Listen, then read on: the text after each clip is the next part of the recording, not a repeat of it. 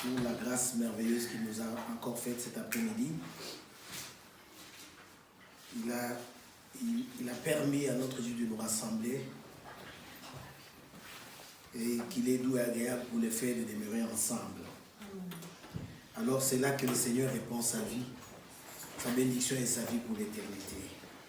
Bien-aimés, nous sommes encore là. C'est pour notre préparation. Amen. Nous avons reçu une grande promesse. Le Seigneur nous a dit qu'il est allé pour nous chercher, nous préparer de la place et qu'il reviendra nous chercher. Si nous parlons du message, même du temps de la fin, s'il n'y avait pas eu cette promesse du retour du Seigneur, quelle est l'importance du message du temps de la fin? Amen.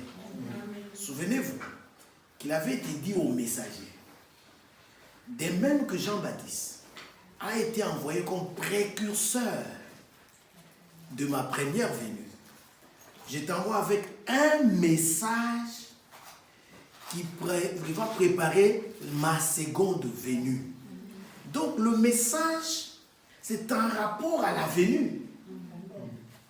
Alors si cette venue n'est pas là, alors où se trouve le bien fondé du message? La raison d'être du message. Vous voyez cela? Et si nous sommes là, c'est parce que nous avons une promesse et nous devons nous préparer en fonction de cette promesse-là. Amen. Vous comprenez cela, mes bien-aimés? C'est pour cette promesse-là que nous sommes là, pour notre préparation. Comme j'ai toujours dit et comme nous connaissons toujours, c'est quoi? C'est que la préparation ne se fait pas seulement au ciel, mais la préparation se fait aussi sur la terre. Amen. Donc, nous nous préparons pour cela.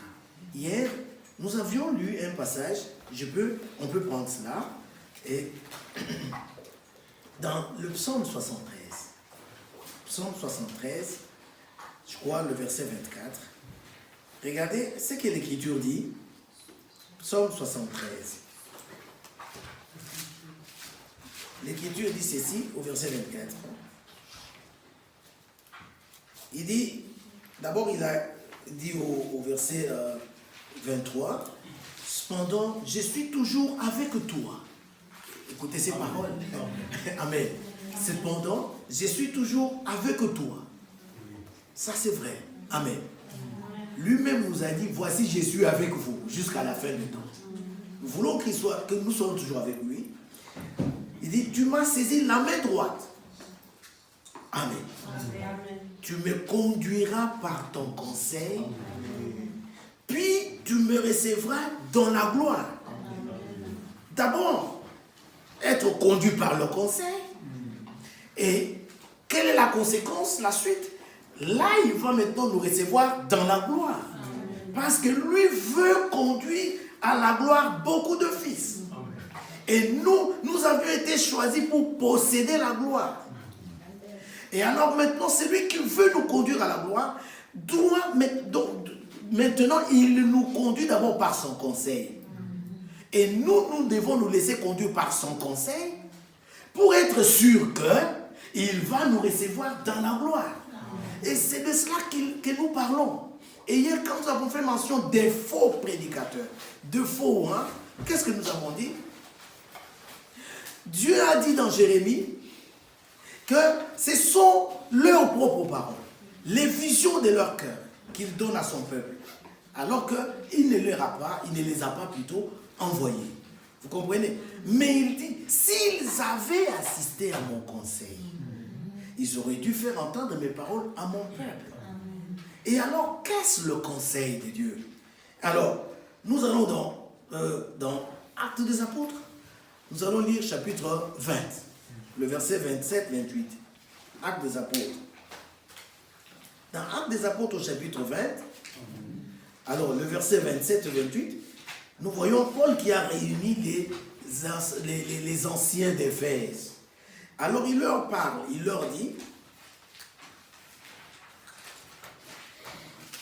car je vous ai annoncé tout le conseil de Dieu, sans en rien cacher. Amen. Actes des Apôtres, chapitre 20, verset 27.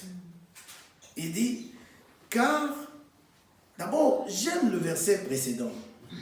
Il dit,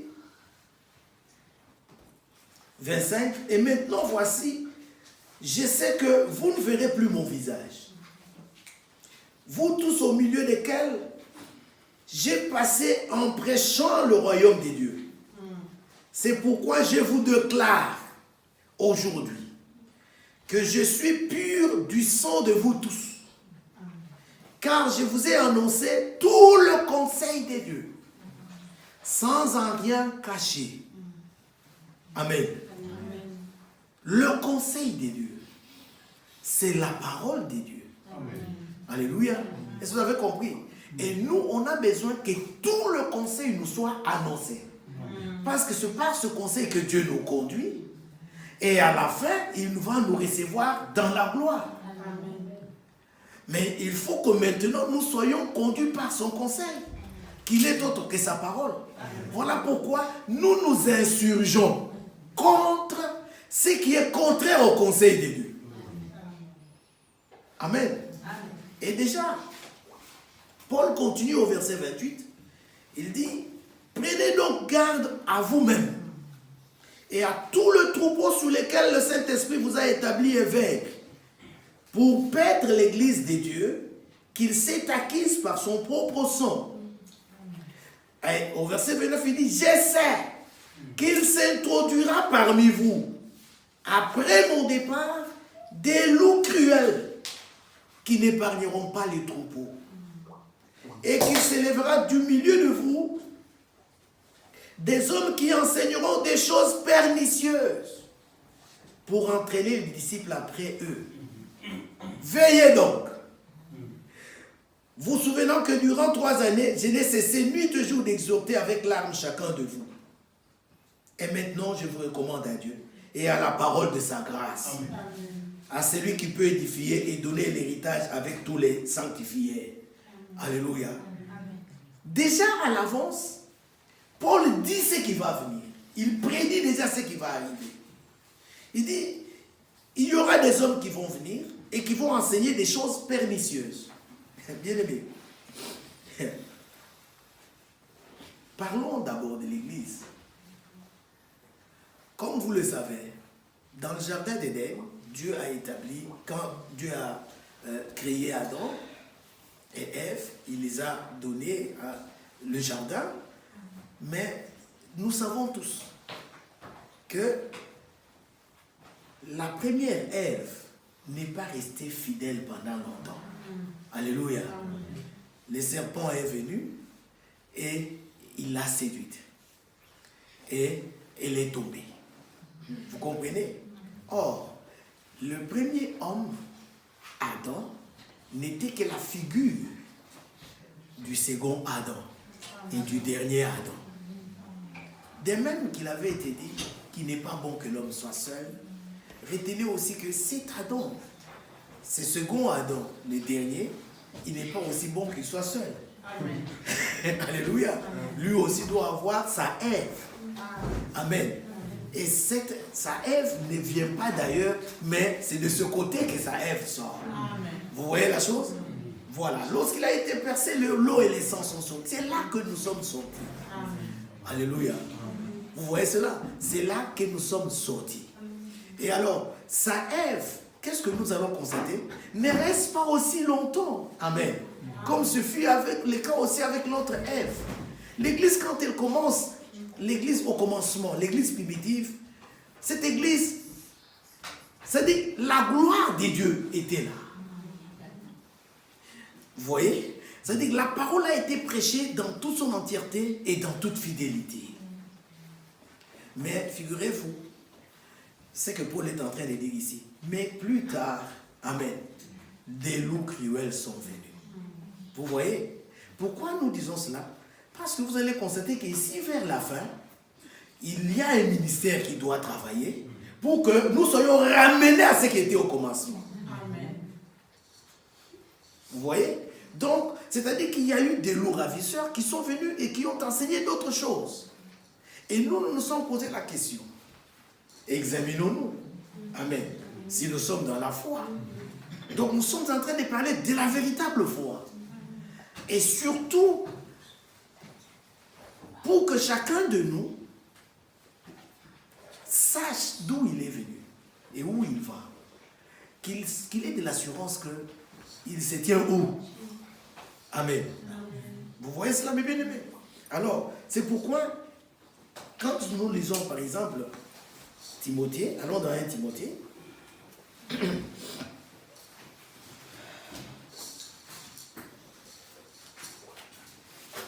Dans 1 Timothée, le chapitre 6, le verset 3, 1 Timothée 6, 3.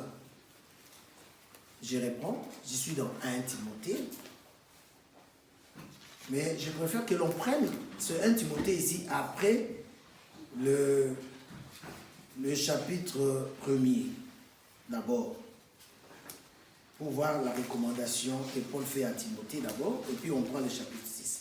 Gardez le doigt là, le chapitre 6, on va le prendre, mais on prend d'abord 1 Timothée là.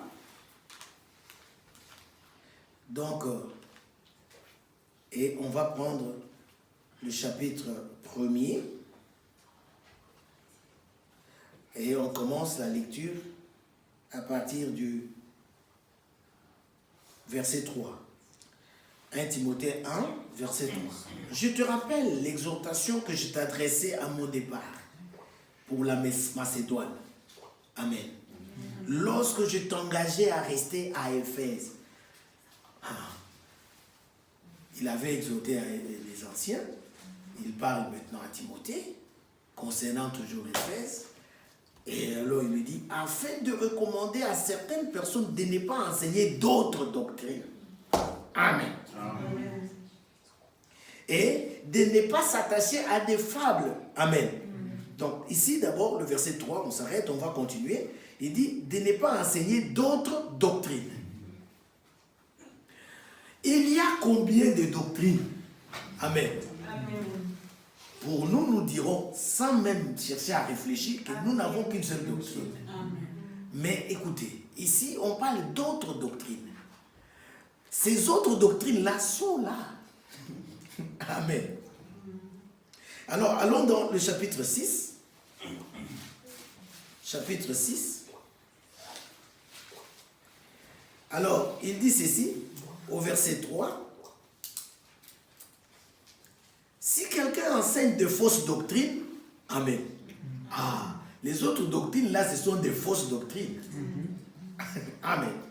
Si quelqu'un enseigne de fausses doctrines et ne s'attache pas aux saintes paroles de notre Seigneur Jésus-Christ et à la doctrine qui est selon la piété, arrêtons-nous. Donc, il y a une doctrine qui est selon la piété. Et cette doctrine qui est selon la piété, ce ne sont autres que les paroles saines de notre Seigneur Jésus-Christ. Et c'est cette doctrine-là qui est appelée la saine doctrine. Est-ce que vous avez compris? En dehors d'elle, les autres sont des fausses doctrines. Les autres sont ce sont des doctrines étrangères. Allons dans Hébreu. Nous allons lire Hébreu ensemble. Hébreu.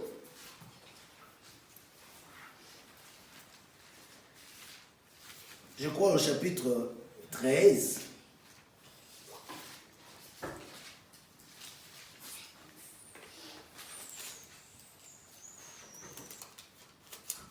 Dans Hébreu 13, nous allons lire le verset 9. Hébreu 13, verset 9. L'Écriture dit ceci. Hébreu chapitre 13, le verset 9. Dit, ne vous laissez pas entraîner par des doctrines diverses et étrangères. Alléluia. Amen. Donc il y a diverses doctrines qui sont étrangères. Parce qu'elles sont hors de la saine dont nous venons de parler, de la saine doctrine, alors nous les classons dans ce que nous appelons les fausses doctrines. Amen. Amen. Parce que ce qui ne vient pas du véritable ne peut être que faux. Alors, ne vous laissez pas entraîner par des doctrines diverses et étrangères, car il est bon que le cœur soit affermi par la grâce et non par les aliments. Amen. Ainsi de suite. Mais ici, là, on parle de doctrines diverses et étrangères. Parlons-en un peu. Amen. Ces doctrines diverses et étrangères, qui sont des fausses doctrines. Alors, ces doctrines-là, regardez, Paul déjà donne la recommandation à Timothée, lui dit de pouvoir dire, de pouvoir ordonner à ceux qui prêchaient de ne pas apporter les doctrines étrangères, de ne pas apporter les fausses doctrines. Amen. Alors, maintenant, ces doctrines-là, ce sont des doctrines qui ne viennent pas de Dieu. Amen. Amen. La Bible distingue ceci. Dans Colossiens 2, 22, nous allons lire Colossiens chapitre 2, le verset 22. Colossiens 2, 22. Il est dit ceci. On peut commencer à partir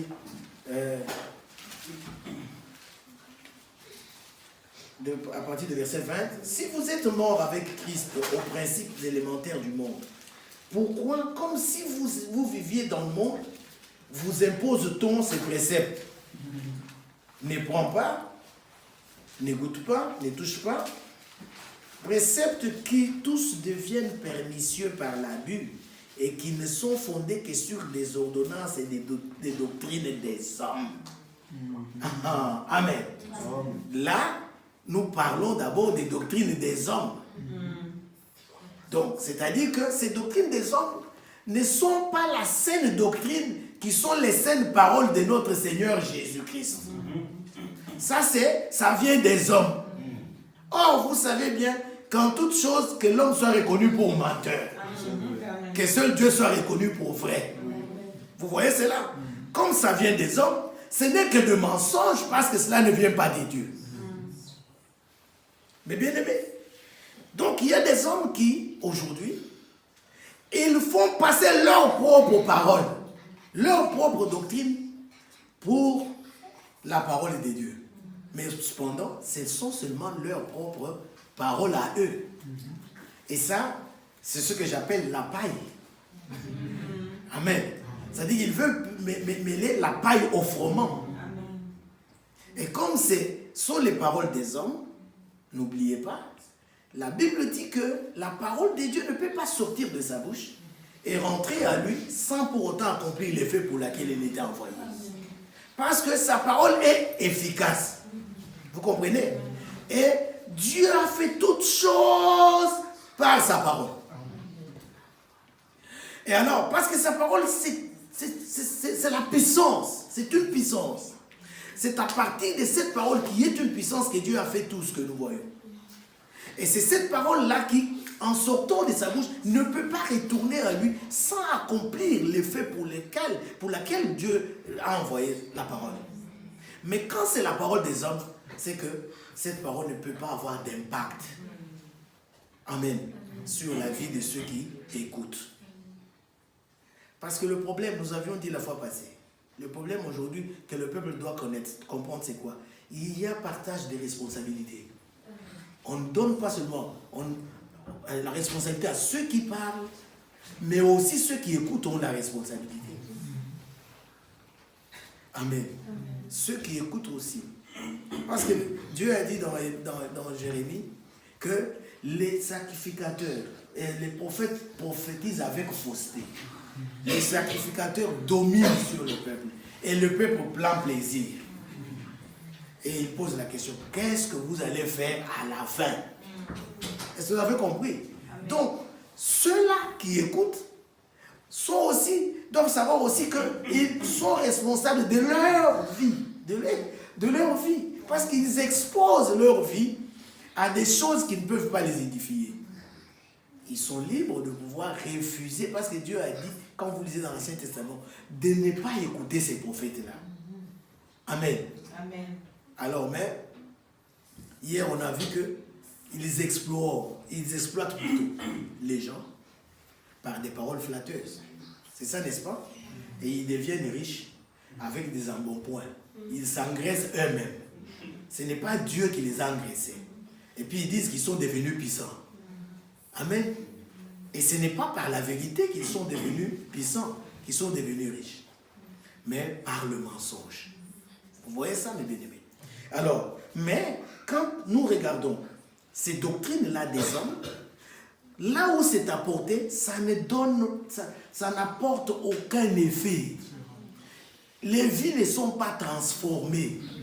Parce que ce n'est pas Dieu qui parle. Ça vient des hommes. Amen. Et alors, ces doctrines-là qui viennent des hommes, il y a aussi ce que nous appelons la philosophie des hommes. Colossiens 2:8, on lit. Colossiens chapitre 2, le verset 8, dit ceci. Colossiens chapitre 2. Alors, au verset 8, prenez garde que personne ne fasse de vous sa proie. Donc, on donne toujours l'avertissement. C'est pourquoi j'ai dit que tu dois savoir toi-même, être responsable de ce que tu fais. On te dit déjà à l'avance. Prends garde que personne ne fasse de toi sa propre proie.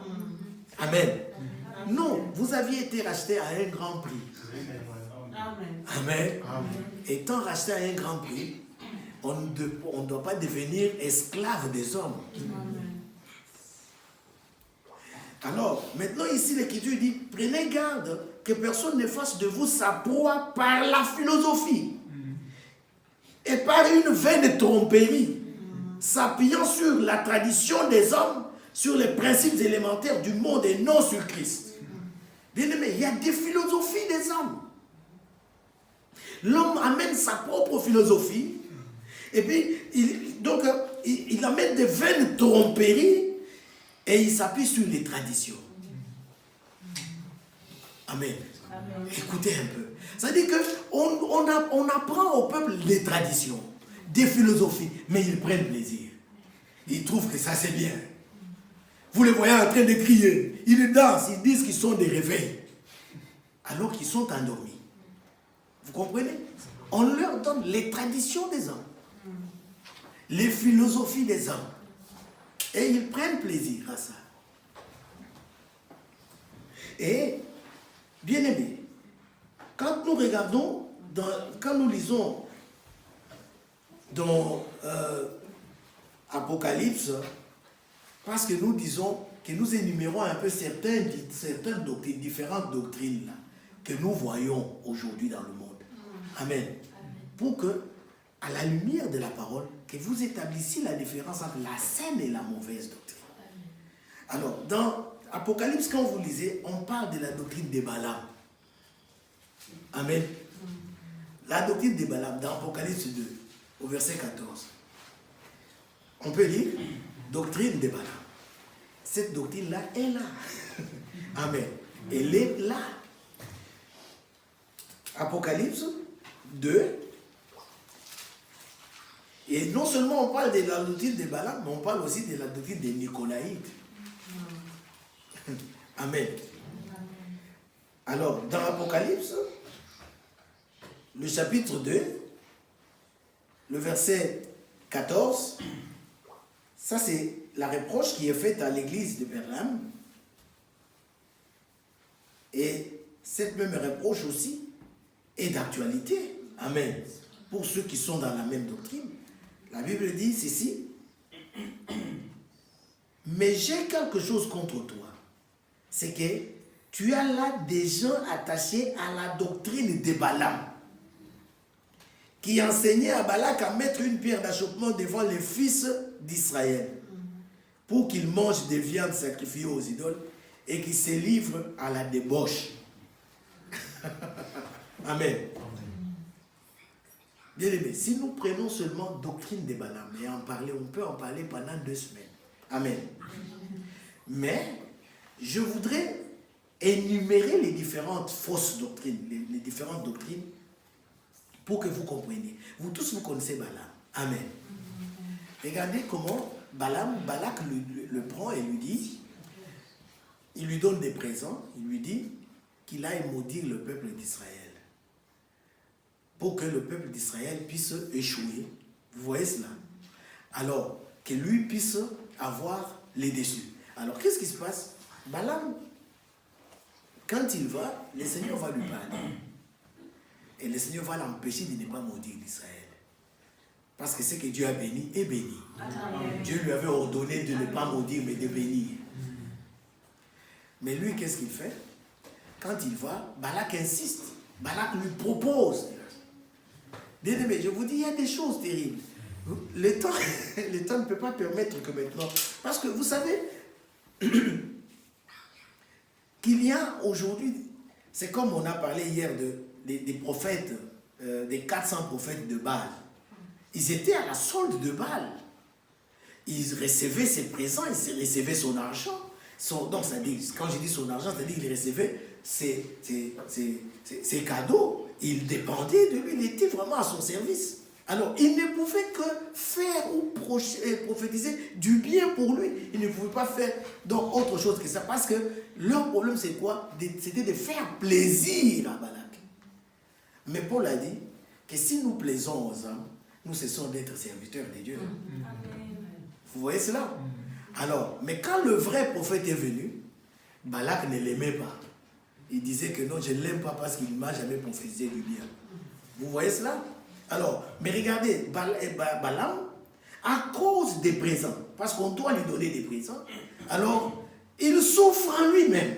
D'un côté, le Seigneur l'interdit de ne pas aller, mais de l'autre côté, on veut lui donner de l'argent, on veut lui donner des présents pour qu'il puisse aller maudire le peuple. Et il ne pouvait pas parce que le Seigneur lui dit, en ce peuple, je ne vois aucun défaut.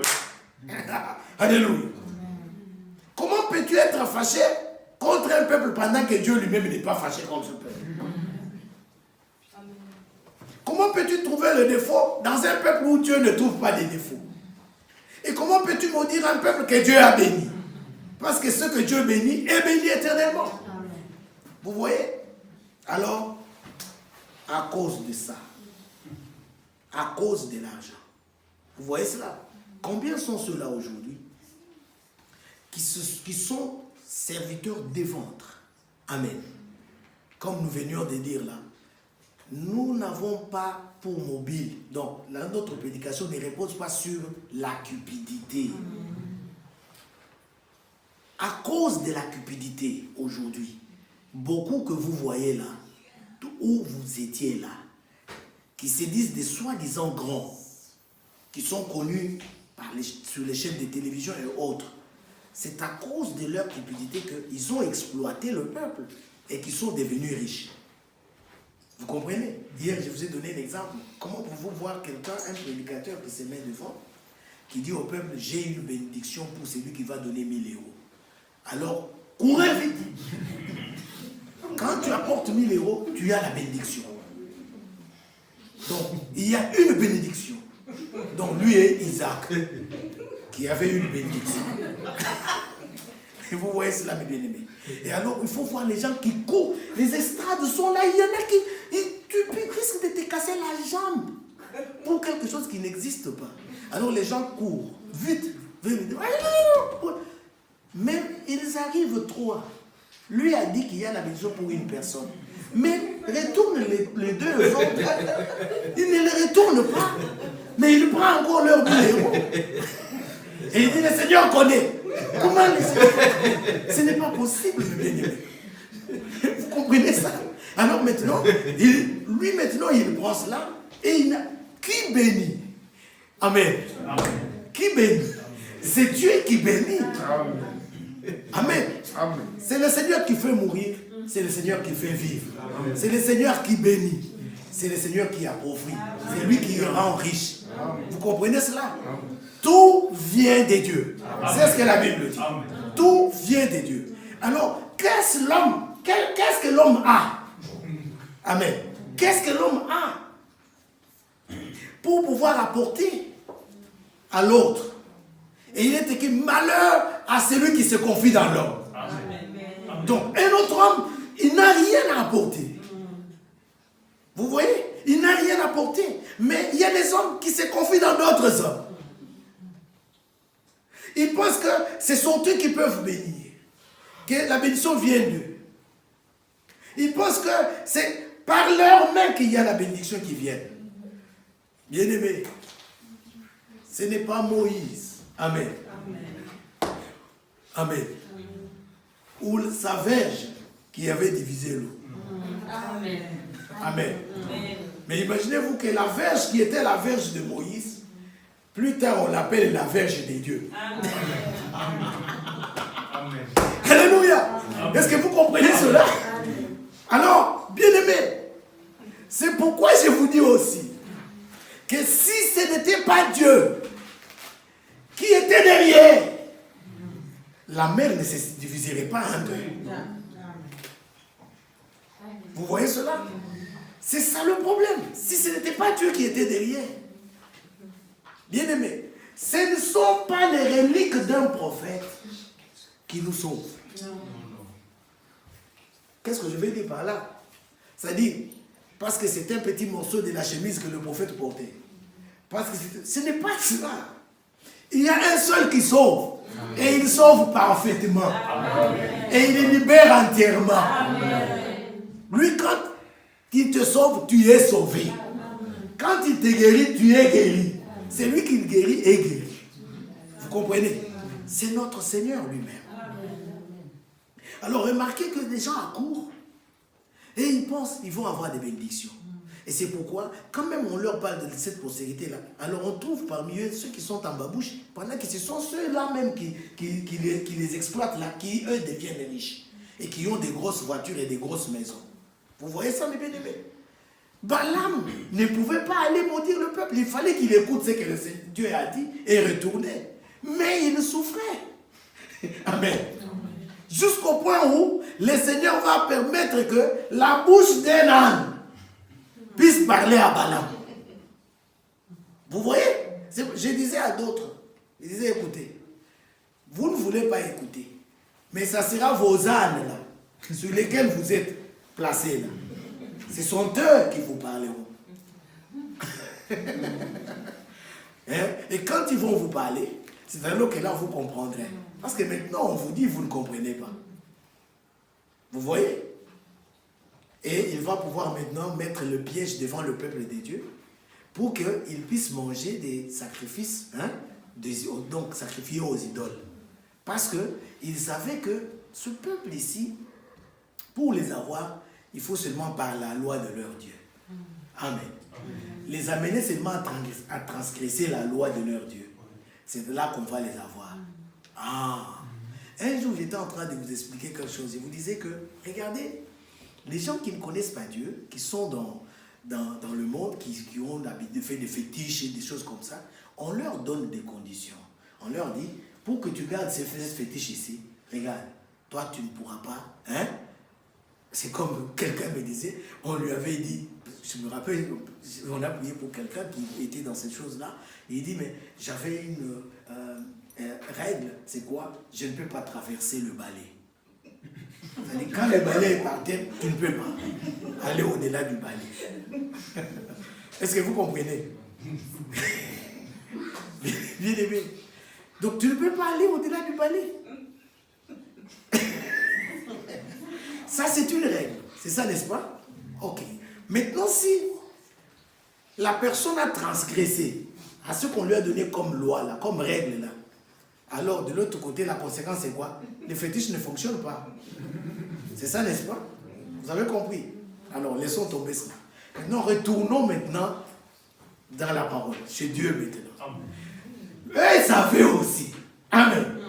Que ces gens-là, si on les amène à transgresser les lois de leur Dieu, c'est tout. Amen.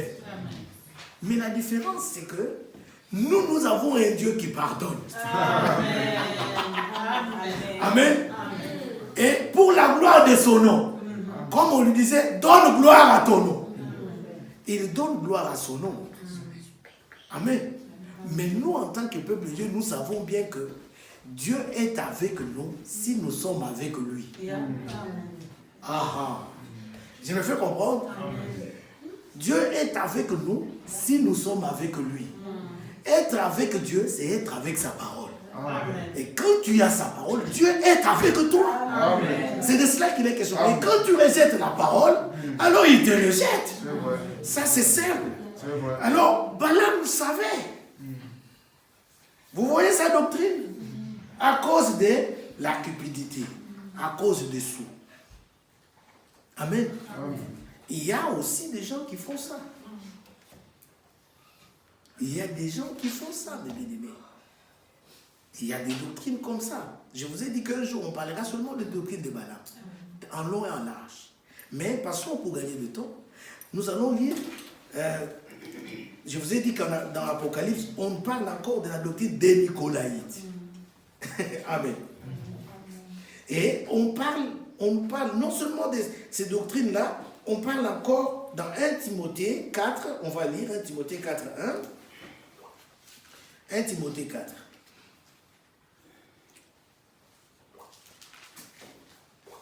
Timothée, chapitre 4. Alors l'Écriture dit ceci, le verset 1er. Mais l'Esprit dit expressement que dans les derniers temps, amen. Nous sommes dans les derniers temps. Dans les derniers temps, quelques-uns abandonneront la foi. Il n'y a qu'une seule foi, celle qui a été transmise aussi une fois pour toutes. Mais quelques-uns abandonneront la foi pour s'attacher à des esprits séducteurs. Dieu merci. Parce que dans Matthieu 24, on dit que s'il est possible que les élus soient séduits. Amen. Les élus ne seront pas séduits. Amen. Les esprits séducteurs sont là, mais les élus ne seront pas séduits. Amen. Alors ici, il est écrit à des esprits séducteurs et à des doctrines des démons. Donc, il y a des doctrines, non seulement des hommes, mais il y a des doctrines des démons. Et ces doctrines des démons-là, il dit, par l'hypocrisie de faux docteurs portant la marque de la flétrissure dans leur propre conscience. Amen. Ils prescrivent de ne pas se marier et de s'abstenir d'aliments que Dieu a créés pour qu'ils soient pris avec action de grâce par ceux qui sont fidèles et qui ont connu la vérité. Ah, bien-aimé. Ouais, il y a un exemple qui m'arrive. Écoutez bien. Quand on prescrit aux gens de ne pas se marier, vous connaissez, il y a des gens, l'église qui se dit mère. Ça c'est vrai parce que c'est une mère. Amen. C'est une mère parce qu'elle a des filles. Alors, qu'est-ce qui se passe? Il y a des gens qui sont là, on les interdit de ne pas se marier. On leur dit, vous êtes des consacrés. Est-ce que vous comprenez? Vous êtes consacrés au Seigneur. Regardez, ça dit il y a la différence entre la classe de laïcs, amen, et les clergés. Vous comprenez un peu cela? Je venais tout à l'heure de vous parler de la doctrine des Nicolaïtes. C'est ça la doctrine là. Alors maintenant, qu'est-ce qui se passe? Ceux qui sont dans les bancs là-bas, elles ne sont pas consacrés. Vous comprenez? C'est seulement ceux qui sont dans les sacerdoces là qui sont consacrés. Et puis parmi eux là, il y a des femmes que l'on a prises, hein? On leur dit qu'elles sont consacrées. Mais qu'est-ce qu'on constate? Elles s'habillent différemment de toutes les autres qui sont dans les bancs. Elles, jamais, elles ne font de maquillage. Avez-vous déjà vu ça? Jamais elles ne portent des pantalons. Vous avez compris cela? Elles sont habillées, on dit, ce sont les religieuses. Donc les restes ne sont pas religieux. Ce sont eux qui sont des religieuses. Est-ce que vous avez compris cela? Et maintenant, vous, quand on vous dit, la femme doit être habillée d'une manière décente. Amen. Vous n'arrivez pas à comprendre. Amen. Vous n'arrivez pas à comprendre. Mais remarquez ces gens-là. J'ai parlé avec ma grande sœur à moi. J'ai parlé avec lui de la parole de Dieu. Vous savez pourquoi les gens ont peur? Beaucoup de femmes ne veulent pas prier avec nous. C'est parce que ils disent, oh, vous chez vous là-bas, quand les gens vont venir, vous voulez qu'ils s'habillent comme des vieilles. C'est pourquoi elles ne veulent pas venir. Est-ce que vous comprenez cela? Il dit, ah bon? C'est à cause de ton habillement que tu ne veux pas venir. Oh non, nous sommes seulement de l'église mère. Il dit, ah ok. Mais je voudrais te poser la question. Mais pourquoi les noms là, hein? Ceux que vous appelez vos soeurs là, ma soeur, nous sommes...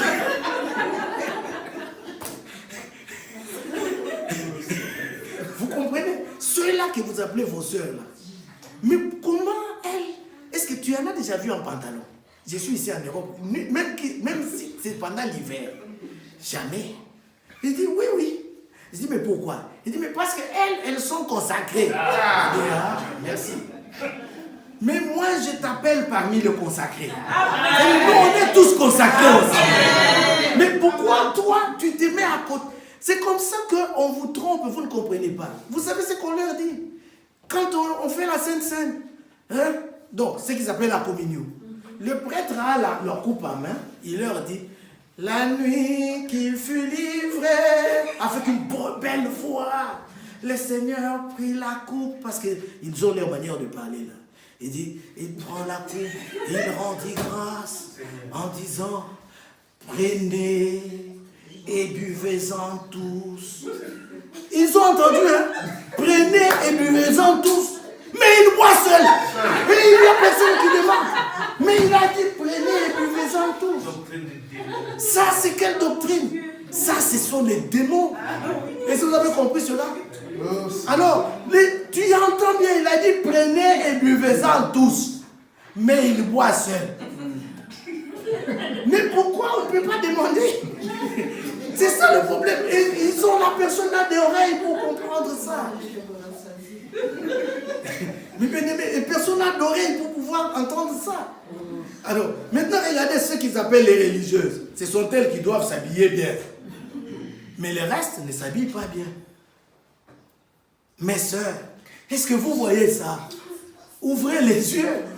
Amen. Alors maintenant, on interdit à certains, ceux qui sont dans le sacerdoce, de ne pas se marier. Et maintenant, qu'est-ce qu'on va voir? J'ai suivi à la télé et à la radio la semaine passée. Ces deux jours. C'est cette semaine-là. Le problème est aux États-Unis maintenant. On parle de dégâts que l'Église catholique a commis avec la pédophilie. Amen.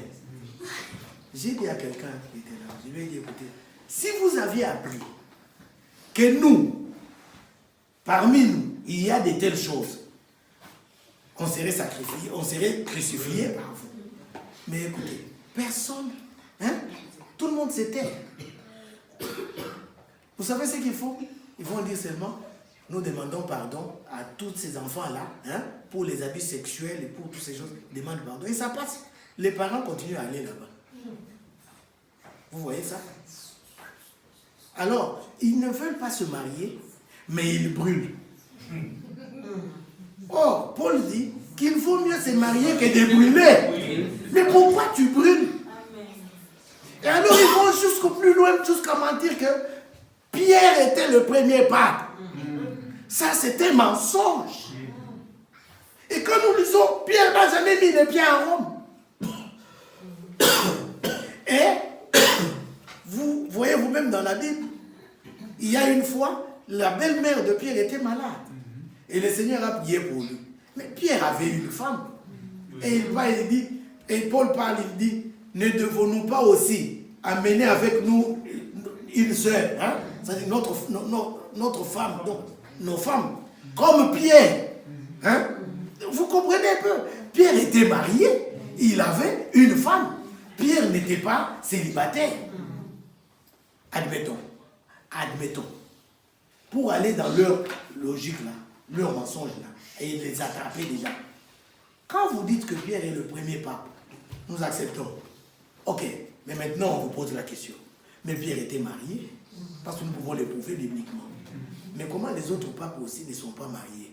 Qu'est-ce qu'ils vont nous donner comme réponse? Vous voyez, ce ne sont que de mensonges. Pierre n'était pas le premier pape. Et alors, ces gens-là, avec leur doctrine des Nicolaïtes, leur doctrine des démons, amen, ils empêchent aux gens de ne pas se marier. Bien-aimés, il y a les eunuques qui le sont dès le ventre de leur mère, de la part de Dieu. Mais il y en a qui sont faits par les hommes eunuques. Et il y en a qui se sont faits eux-mêmes eunuques. Est-ce que vous suivez cela?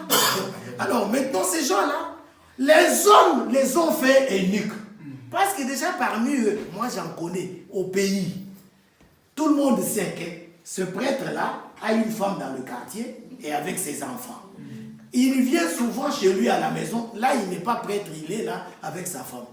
Mais personne ne le connaît. Nous, on connaît. Amen. Vous comprenez cela? Et personne ne peut mentir. Moi, je vous ai donné mon témoignage une fois. J'étais avec ces gens-là. Vous connaissez les acolytes, non? Hein? Les enfants qui tiennent les soutanes des prêtres quand ils marchent là. J'étais parmi ces enfants.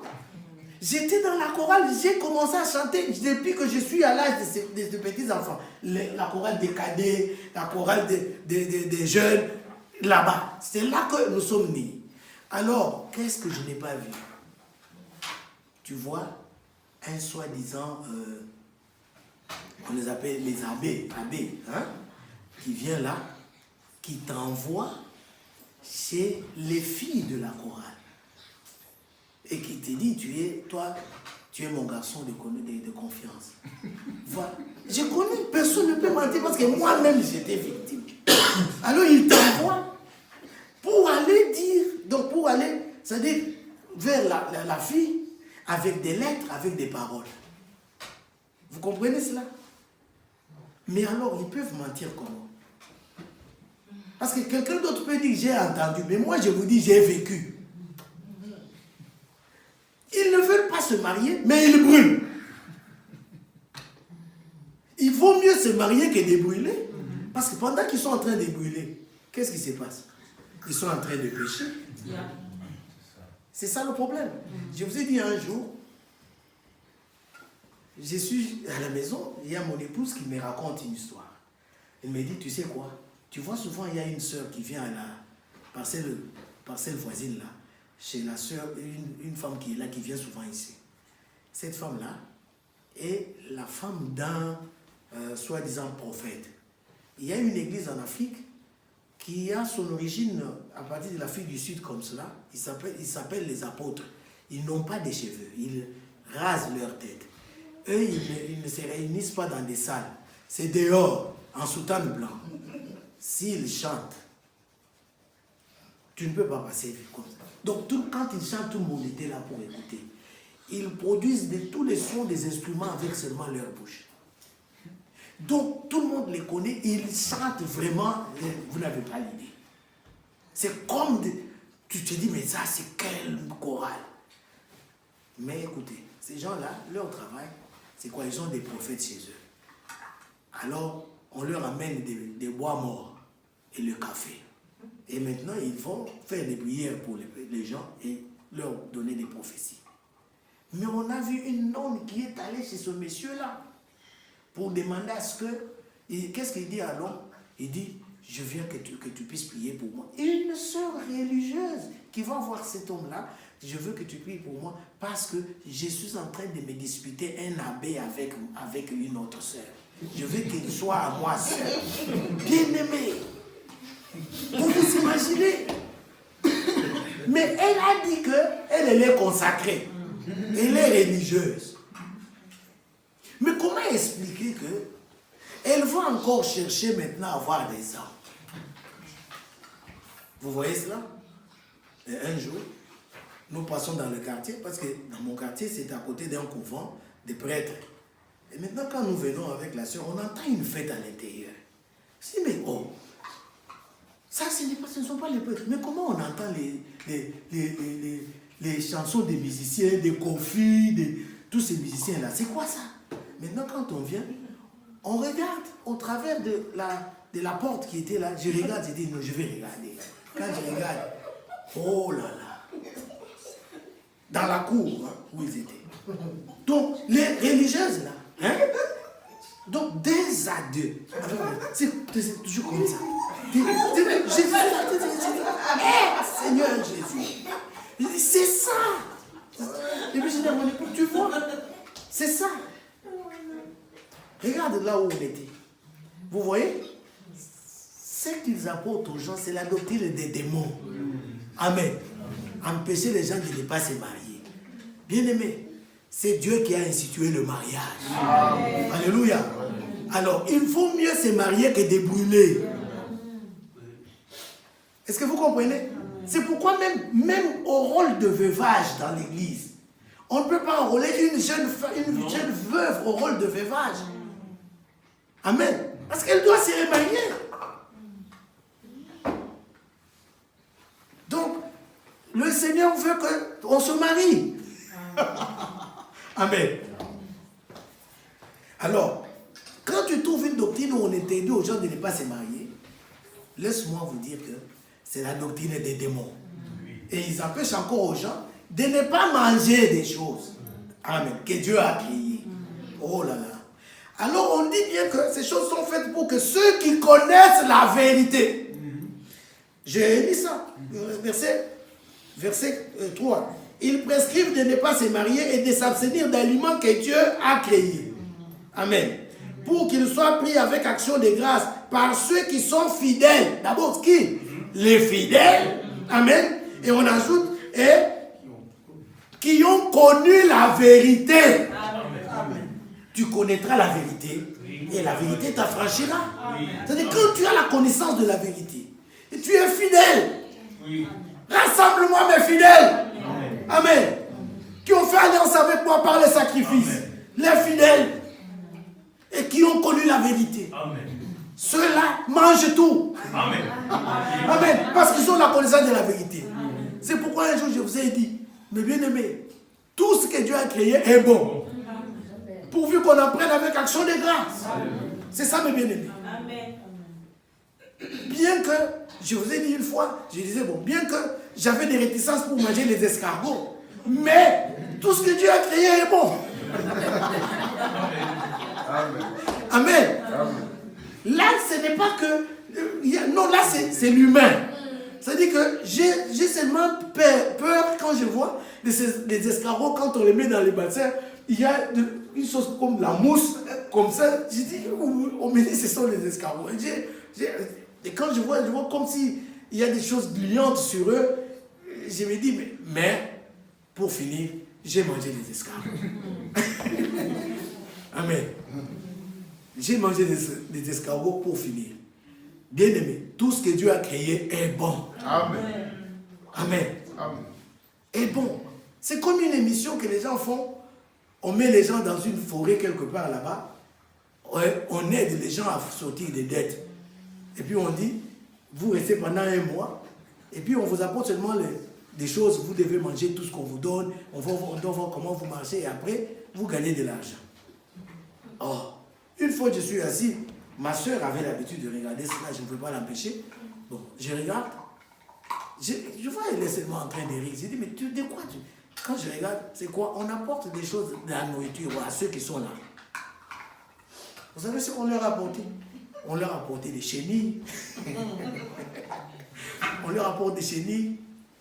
On leur apporte la peau de chèvre, la peau de vache.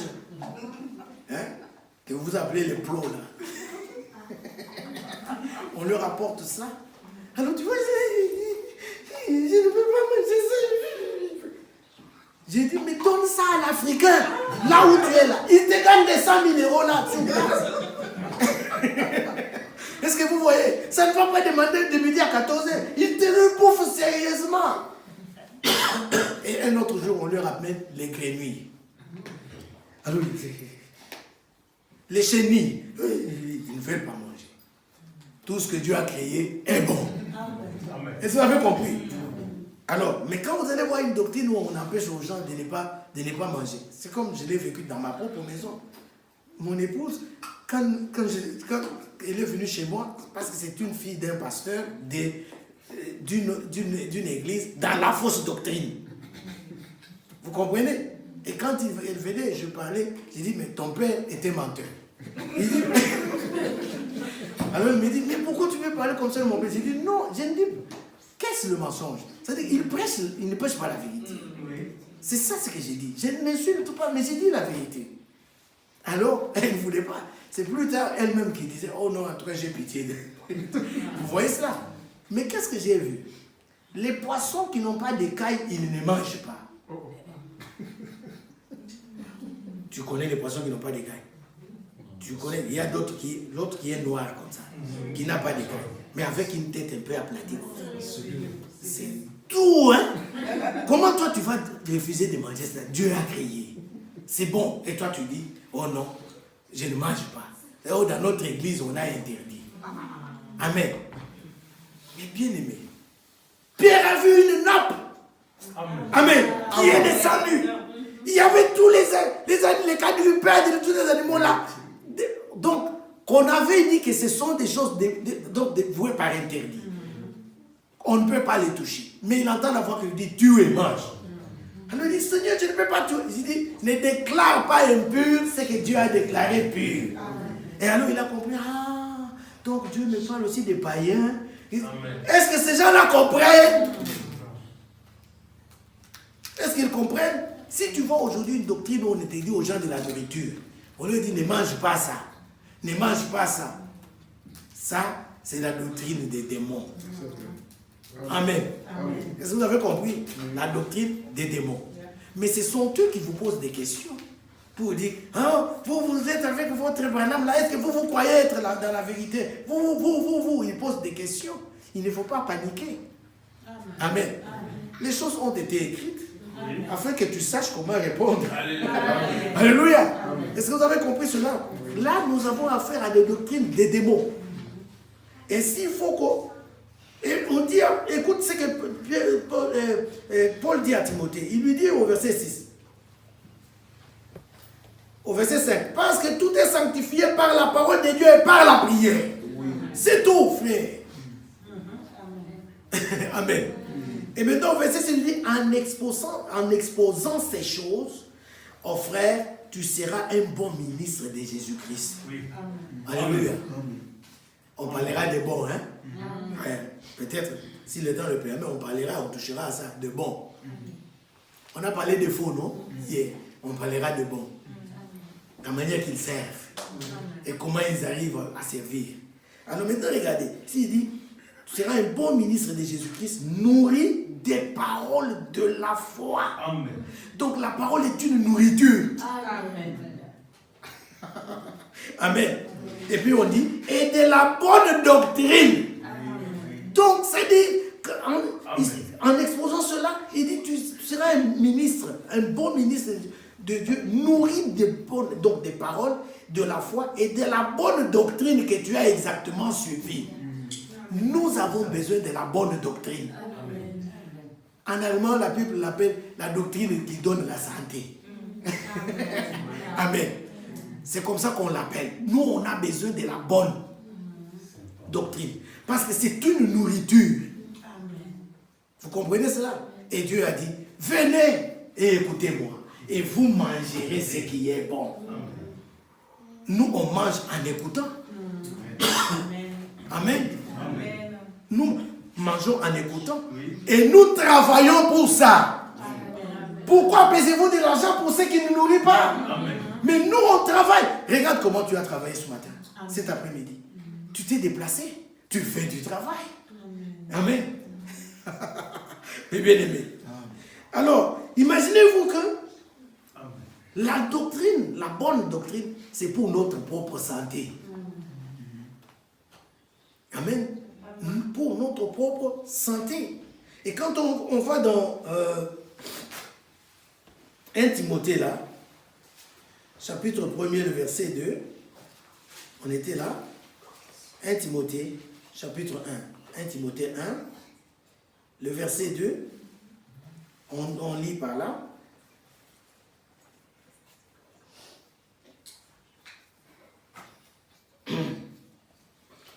À Timothée, mon enfant légitime en la foi, que la grâce, la miséricorde et la paix te soient données de la part de Dieu le Père et de Jésus-Christ notre Seigneur. Amen. Je te rappelle l'exhortation que je t'adressais à mon départ pour la Macédoine, lorsque je t'ai engagé à rester à Éphèse, afin de recommander à certaines personnes de ne pas enseigner d'autres doctrines. Maintenant, on ajoute. Et de ne pas s'attacher à des fables. Maintenant, il y a ce qu'on appelle les fables. Amen. Et il y a des généalogies sans fin qui produisent des discussions plutôt qu'elles n'avancent l'œuvre de Dieu dans la foi. Bien aimé, il y a des généalogies, il y a des fables. Ne confondez pas les fables avec la doctrine de notre Seigneur Jésus-Christ. Il y en a qui prêchent des fables.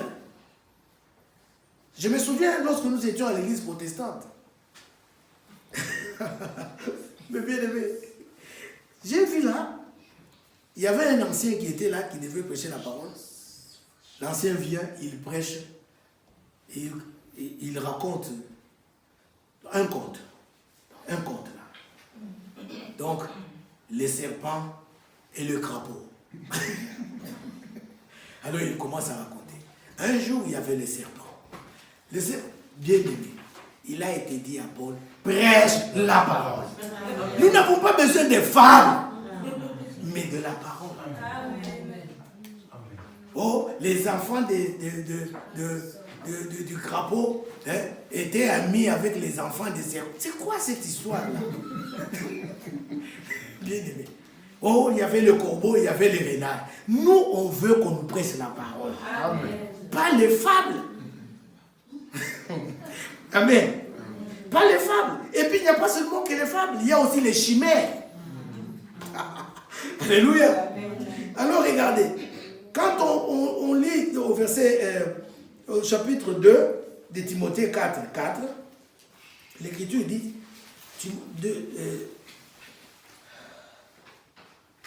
j'ai dit de Timothée, chapitre 4, verset 4. 2 Timothée 4.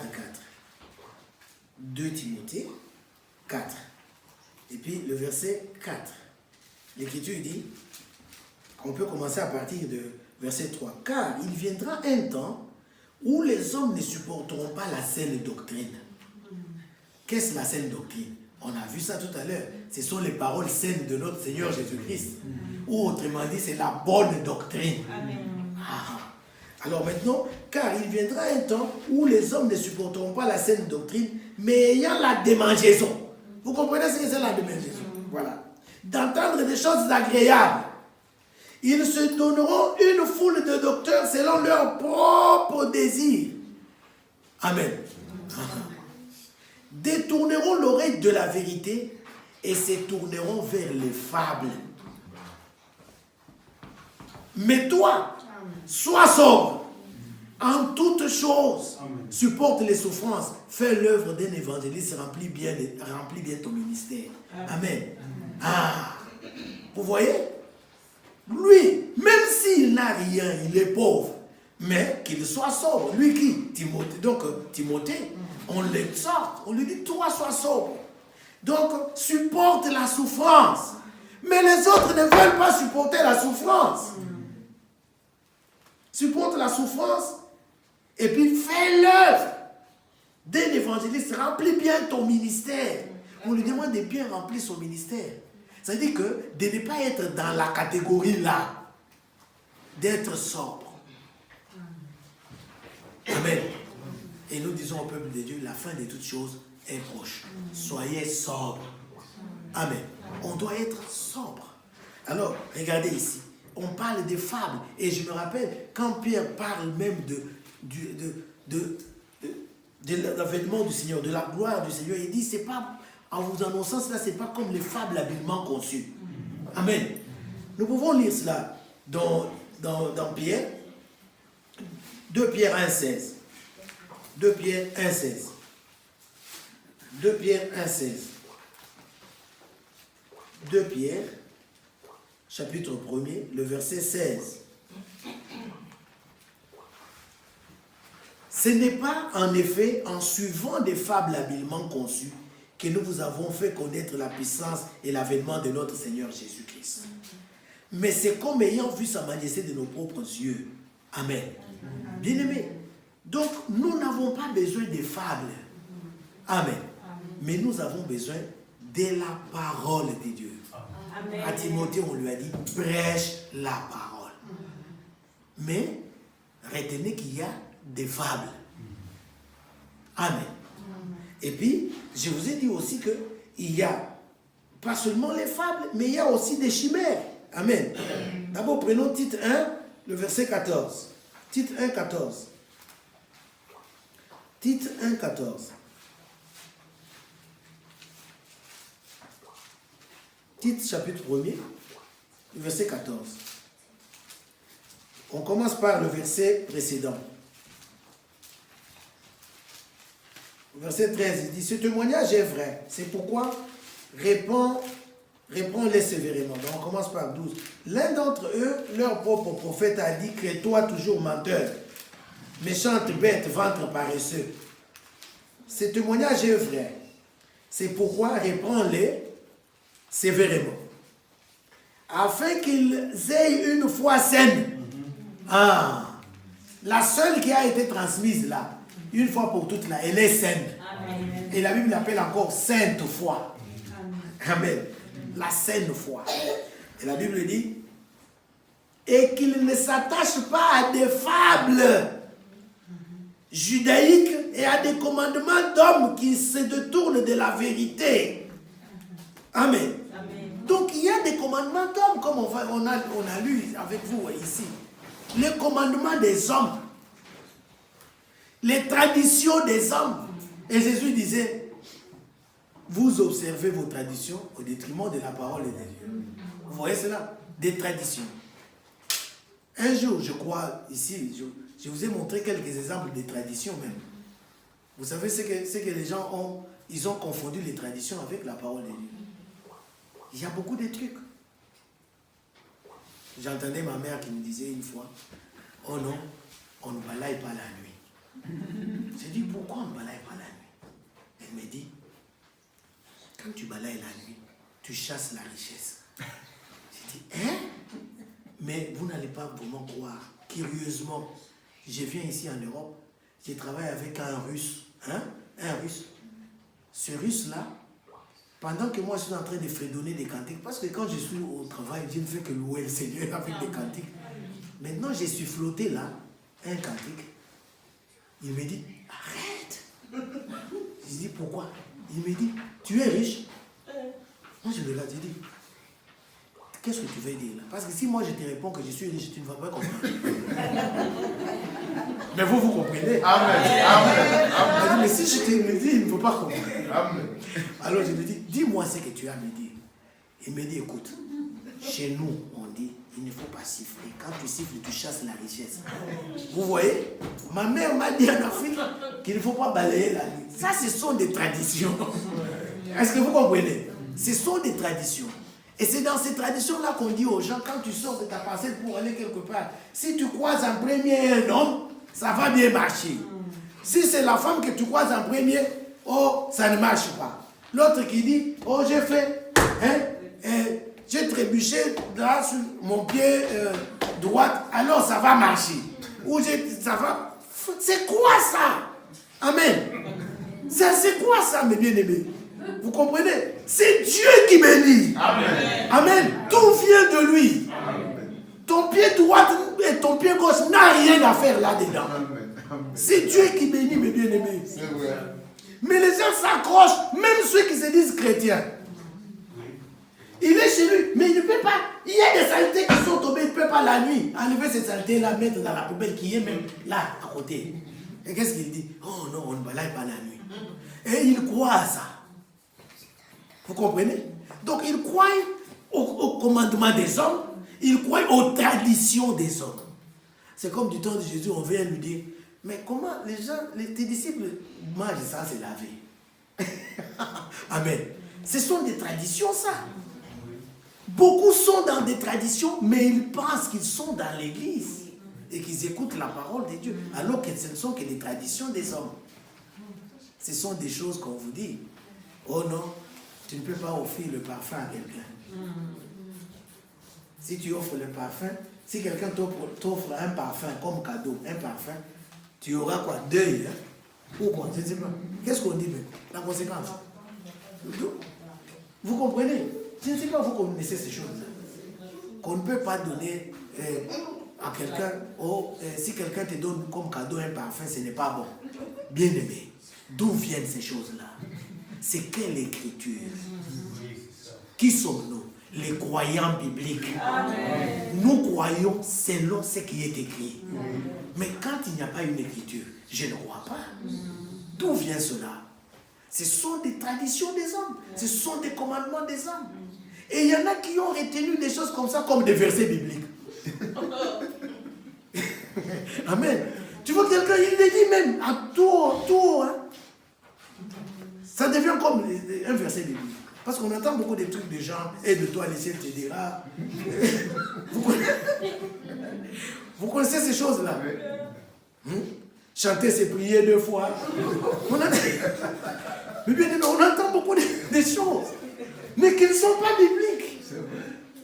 Nous nous insurgeons contre cela. Amen. Parce que nous devons nous examiner. Amen. Pour savoir si nous sommes dans la vraie foi. Amen. Alléluia. Donc, il ne faut pas croire des commandements des hommes, des doctrines des hommes. Non. Mais tu dois croire à la vraie parole. Amen. Amen. Là, ce sont des commandements humains, ce sont des traditions des hommes. Et quand nous lisons dans Ésaïe 30, le verset 10, vous allez voir quelque chose là-bas. Ésaïe 30, verset 10. On va dans Ésaïe, au chapitre 30. Alors le verset 10, parce que j'ai parlé des chimères ici, on en trouve là-bas. La Bible dit, on peut commencer par 9. Car c'est un peuple rebelle. Ce sont des enfants menteurs. Des enfants qui ne veulent point écouter la loi du Seigneur. Amen. C'est ce que nous disons à ces gens-là. Ils ne veulent pas écouter. Amen. Mais ils veulent seulement prier beaucoup. Amen. Mais écoutez, ils ne veulent pas. Maintenant, au verset 10. Qui disent aux voyants, ne voyez pas. Et aux prophètes, ne prophétisez pas des vérités. Dites-nous des choses flatteuses. Eux-mêmes veulent qu'on leur dise des choses flatteuses.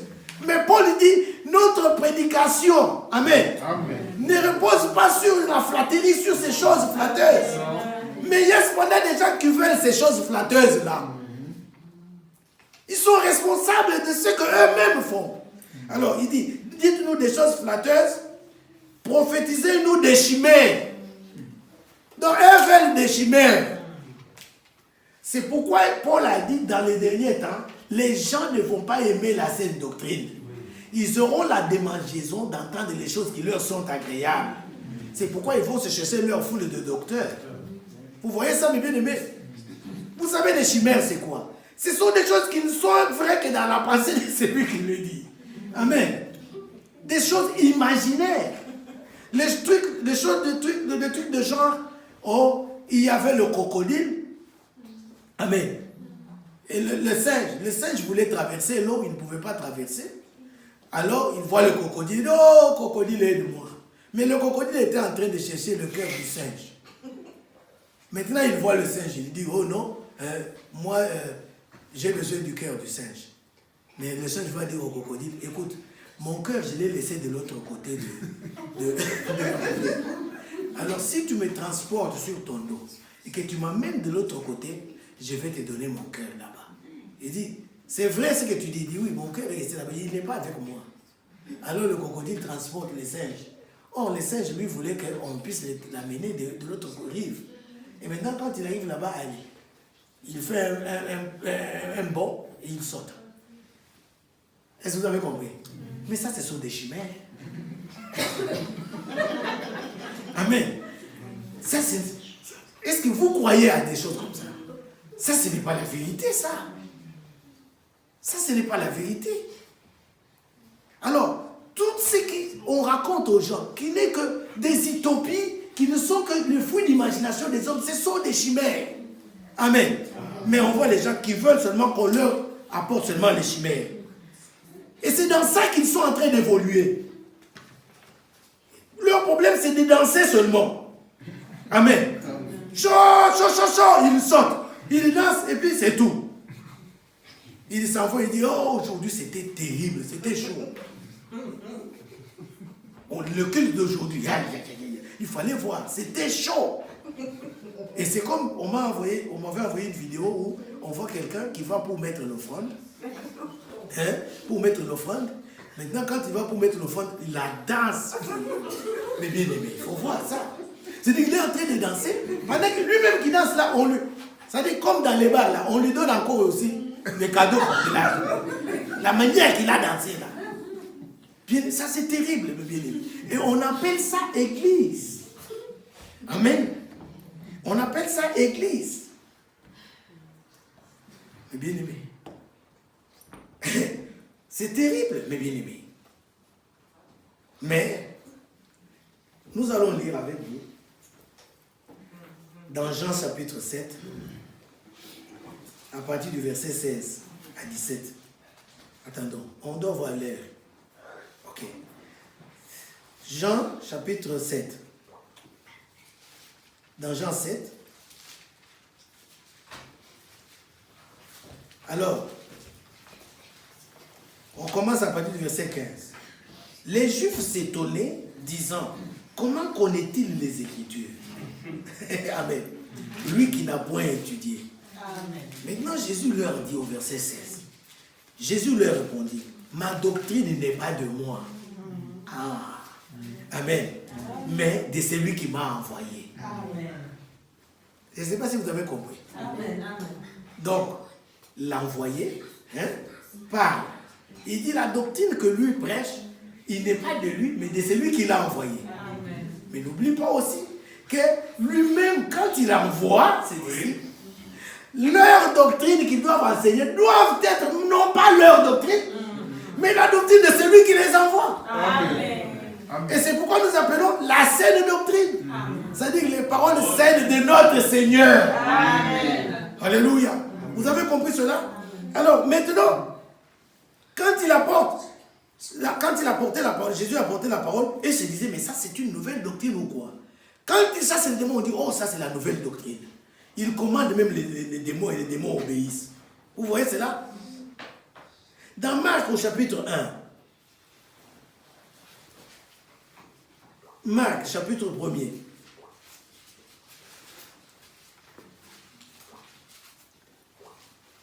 Au verset 22.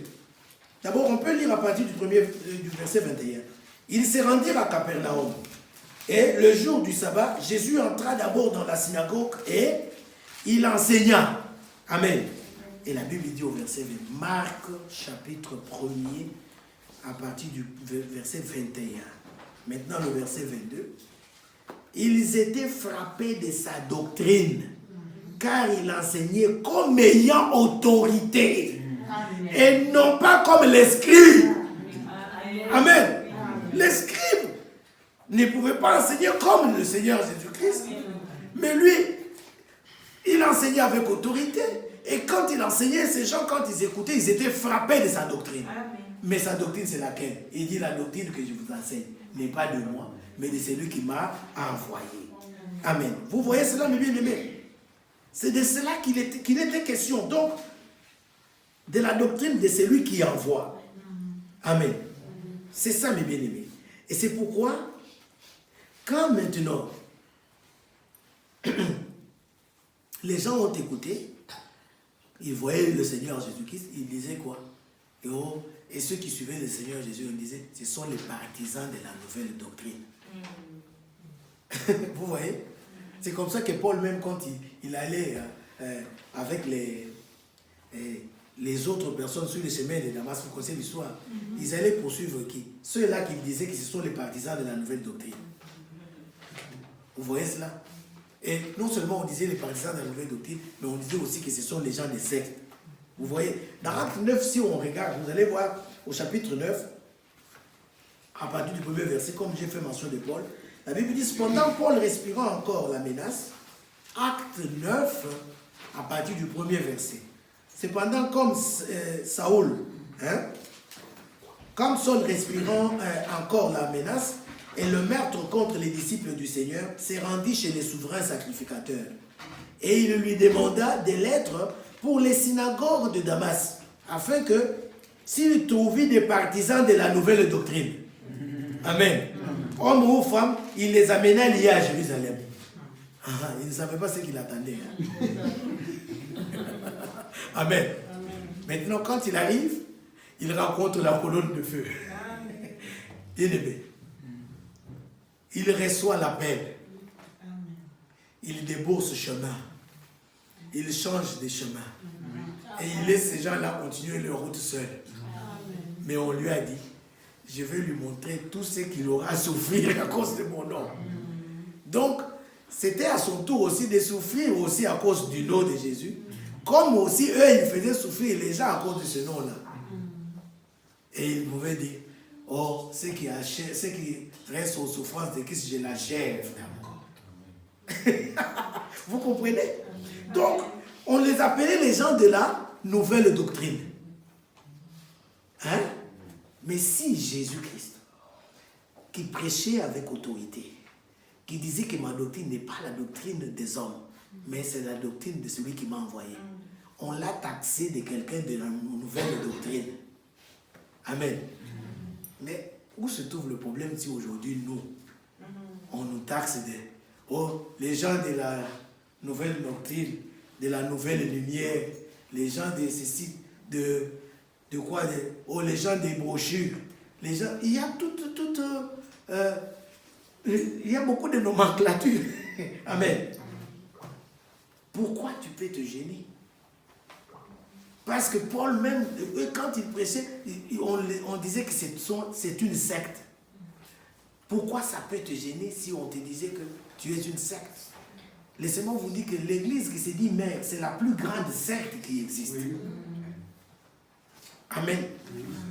Toute église qui n'est pas dans la doctrine du Seigneur Jésus-Christ, c'est une secte.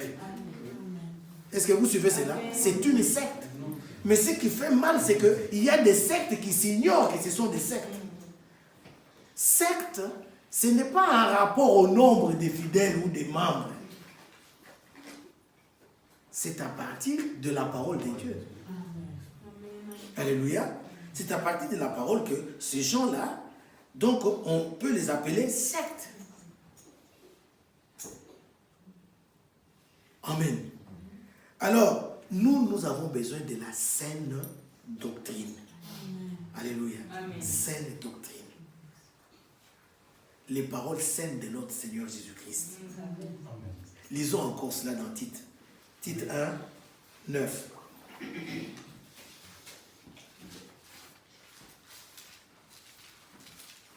Dans Tite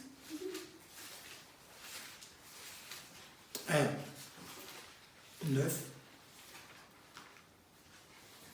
Il a dit ceci. On avait lu ça ici. Je crois, oui. Au verset 7. Car il faut que l'évêque soit irréprochable comme un économe de Dieu, qu'il ne soit ni arrogant, ni colérique, ni adonné au vin, ni violent, ni porté à un gain honteux, mais qu'il soit hospitalier, ami des gens de bien, modéré, juste, saint, tempérant. Maintenant, écoutez le verset 9. On dit attaché à la vraie parole. Amen. Telle qu'elle a été enseignée. Paul a dit, si vous retenez cet évangile tel que, dans les termes qu'on vous l'a annoncé, sinon vous aurez cru en vain. Amen. Alors, tel qu'elle a été enseignée, afin d'être capable d'exhorter selon la saine doctrine et de réfuter les contradicteurs. La saine doctrine. Amen. La saine doctrine, c'est cela que nous, on veut. Donc, la doctrine de notre Seigneur Jésus-Christ. Amen.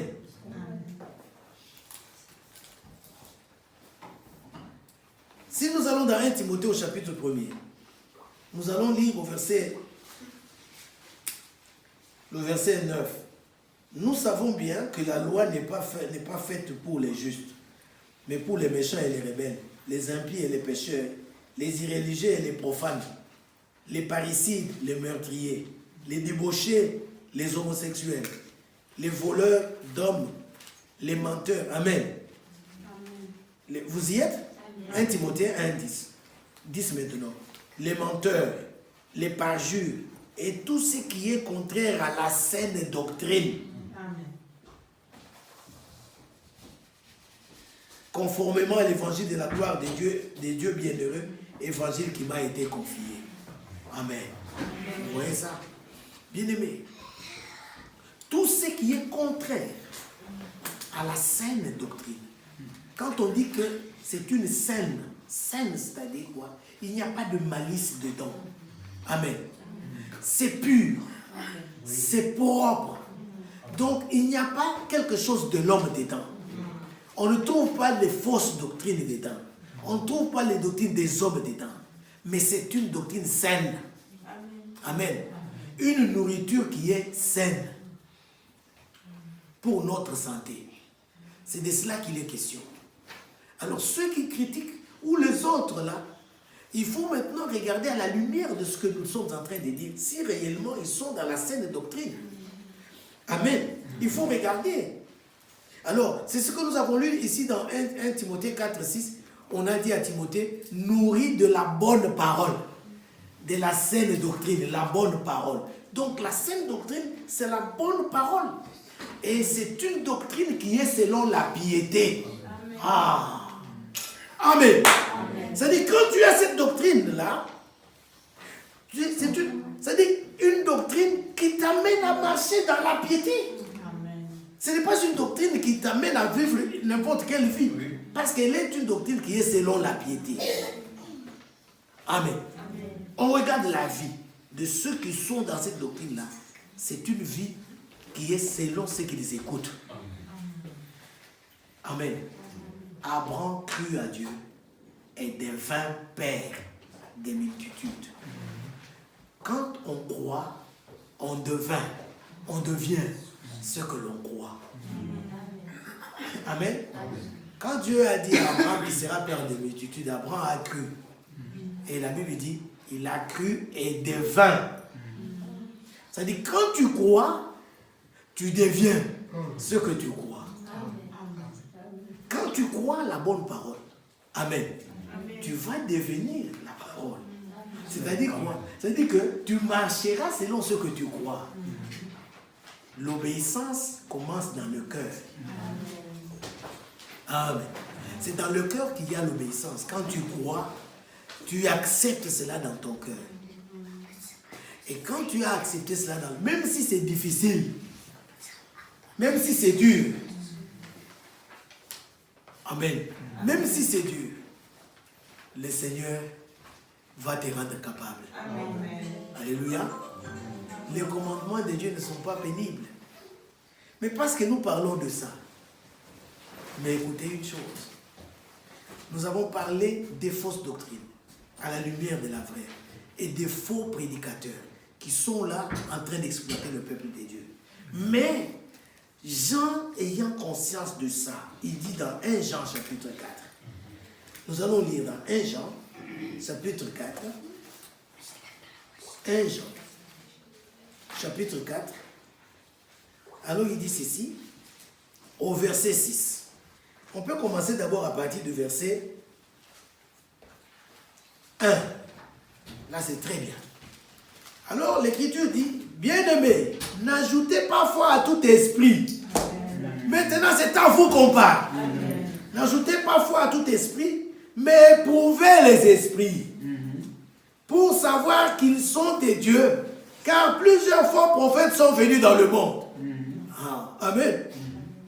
Reconnaissez à ceci l'esprit de Dieu. Tout esprit qui se déclare publiquement pour Jésus-Christ, venu en chair, est de Dieu. Et tout esprit qui ne se déclare pas publiquement pour Jésus n'est pas de Dieu. C'est celui de l'Antichrist, dont vous avez appris la venue, et qui maintenant est déjà dans le monde. Vous, petits enfants, vous êtes des dieux. Est-ce qu'on peut dire Amen? Amen. Vous êtes des dieux. Amen. Et vous les avez vaincus. Amen. Parce que celui qui est en vous est plus grand que celui qui est dans le monde. Amen. Alléluia. Amen. Donc les faux là. Amen. Ils sont du monde. C'est pourquoi ils parlent d'après le monde. Et le monde les écoute. Mais vous qui êtes des dieux, vous ne pouvez pas écouter cela. Amen. Nous sommes des dieux. Celui qui connaît Dieu nous écoute. Amen. Celui qui n'est pas de Dieu ne nous écoute pas. C'est par là que nous connaissons l'esprit de la vérité et l'esprit de l'erreur. Bien-aimé, pourquoi il dit ça? Il a dit d'abord, petits enfants, vous êtes des dieux. Amen. Ce sont ceux qui sont des dieux qui écoutent la parole des dieux. Amen. Si quelqu'un est à Dieu, il écoute la parole des dieux. Alors, celui qui n'est pas des dieux, il ne peut pas écouter la parole des dieux. Or, maintenant, les envoyés que le Seigneur nous a envoyés, ils viennent de sa part. Amen. Et celui que Dieu envoie, il dit les paroles des dieux. Mais comme nous sommes des dieux, nous écoutons Dieu au travers de ses envoyés. Amen. Mais ceux qui ne sont pas des dieux, ils ne vont pas écouter. Est-ce que c'est difficile à comprendre, mais bien aimé, qu'il y ait aujourd'hui des gens qui ne veulent pas écouter ce message? Alléluia. C'est simple, parce qu'ils ne sont pas des dieux. Ils ne sont pas des dieux. C'est pourquoi. Donc, ceux qui sont des dieux, les envoyés que Dieu a envoyés, ces ministres qu'il a envoyés, ils parlent de la part des dieux. Alléluia. Poussés par l'Esprit des dieux. Alors, parce que le temps fait défaut, je ne veux pas toucher à quelque chose que je vais laisser en suspense. Non. Je voudrais d'abord que nous prenions Matthieu, chapitre 28. Et nous allons lire Matthieu 28. Ça, c'est l'ordre de mission. Amen. Qui est donné. Dans Matthieu 28,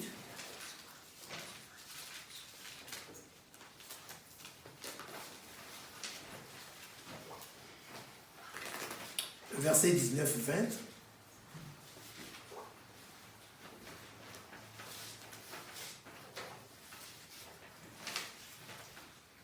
Écoutez ce que Jésus dit. Le ressuscité. Amen. Amen. Il leur dit, Jésus s'étant approché, leur parla ainsi. Tout pouvoir m'a été donné dans le ciel et sur la terre. Là, c'est le verset 18. 19. Allez, faites de toutes les nations des disciples. Amen. Amen. Les baptisant au nom du Père, du Fils et du Saint-Esprit. Et enseignez-leur à observer tout ce que je vous ai prescrit. Et voici, je suis avec vous tous les jours jusqu'à la fin du monde. Donc, il les envoie et il leur dit d'enseigner ce que lui a prescrit. Tout comme lui aussi disait qu'il devrait annoncer ce que le Père lui avait annoncé et prescrit, ce qu'il lui avait prescrit. Il demande aussi à ceux qu'il envoie de pouvoir annoncer ce que lui leur a prescrit d'annoncer. Et il leur dit de pouvoir donc enseigner à ce que les gens observent, qu'ils observent tout ce que je vous ai prescrit. Amen. Or, ces gens, quand ils prêchent la parole de la part de Dieu, ils nous prêchent, comme on a dit dès le début, ce qui leur avait été prescrit de pouvoir prêcher. Ils ne prêchent pas d'autres doctrines. Ils ne prêchent que ce que lui leur a prescrit de prêcher. La vraie doctrine. Et ils enseignent au peuple à observer cela. Est-ce que vous avez compris? Alors, bien-aimés, ces gens sont des ministres, les ministres de la Nouvelle Alliance. Amen. Qui n'est pas selon la lettre. Alléluia. Alors, quand ils nous prêchent, ils prêchent la parole de Dieu, il se passe quelque chose. ceux qui sont des dieux écoutent. Amen. Et quand ils écoutent, vous savez ce qui se passe? Alors, Dieu, au travers de leur ministère, écrit sa propre parole sur les tables de leur cœur. Amen. Alléluia. Est-ce que vous avez compris? Il écrit lui-même sur les tables de leur cœur sa propre parole. Et cette parole qu'il écrit, il l'écrit par leur ministère. Et il l'écrit comment? Avec son esprit sur les cœurs. Voilà pourquoi eux qui prêchent, amen, ils doivent savoir que l'évangile est prêché par le Saint-Esprit. Amen. Alléluia. C'est-à-dire ils doivent avoir le Saint-Esprit et parler par l'Esprit. Pendant qu'ils parlent à ceux qui sont des dieux, le Saint-Esprit écrit sur les tables des cœurs. Amen. Et quand nous allons dans Ézéchiel, allons un peu dans Ézéchiel, Ézéchiel chapitre 36, vous allez voir quelque chose là-bas. Ézéchiel.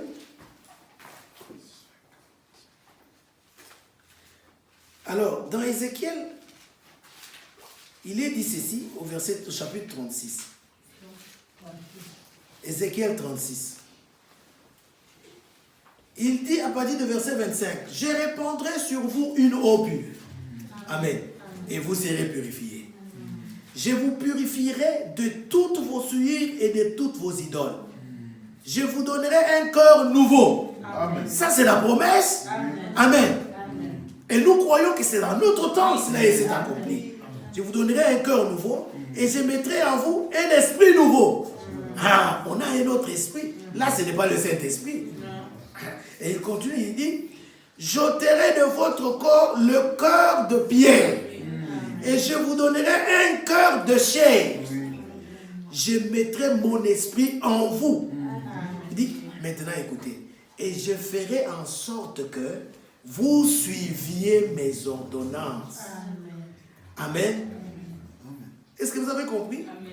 Et que vous observiez et pratiquiez mes lois. Qui fait en sorte qu'on observe? C'est lui-même. Mais quand il leur dit, enseignez-leur à observer, lui c'est. Amen. Alléluia. Ils ne seront pas des policiers derrière vous pour que vous observiez. Mais c'est lui-là qui les envoie là. Amen. Il est avec eux. Et la promesse a été faite. Il a dit qu'il va faire des sortes. Et ça, c'est dans cette alliance. L'alliance nouvelle. Et eux sont les ministres de cette alliance nouvelle. Amen. Alors dans 2 Corinthiens, on va voir cela. Disons 2 Corinthiens chapitre 3. 2 Corinthiens au chapitre 3.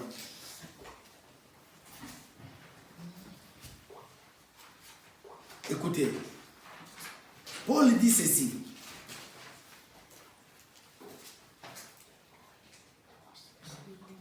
Au verset 3. Commençons par le verset 3. Vous êtes manifestement une lettre de Christ. Amen. Ah. Est-ce qu'on peut encore dire Amen? Amen. Oui, écrite par notre ministère. Ah, alléluia. Amen. Non avec de l'encre, mais avec l'esprit du Dieu vivant. Arrêtons-nous. Est-ce que vous pouvez garder le doigt ici? Prenons 1 Pierre. 1 Pierre, chapitre 1er. 1 Pierre 1. Et nous allons vers le verset 10. L'Écriture dit, les prophètes ne perdaient pas la page de 2 Corinthiens. Alors, les prophètes qui ont prophétisé touchant la grâce qui vous était réservée ont fait de ce salut l'objet de leurs recherches et de leurs investigations. Ils voulaient sonder l'époque et les circonstances marquées par l'Esprit de Christ qui était en eux. Amen. Et qui attestait d'avance les souffrances de Christ et la gloire dont elles seraient suivies. L'Esprit de Christ était en eux. Amen. Alors Christ était là dans l'Ancien Testament. Mais Jésus est né dans le Nouveau Testament. Alléluia. Et alors maintenant ici, le verset 12.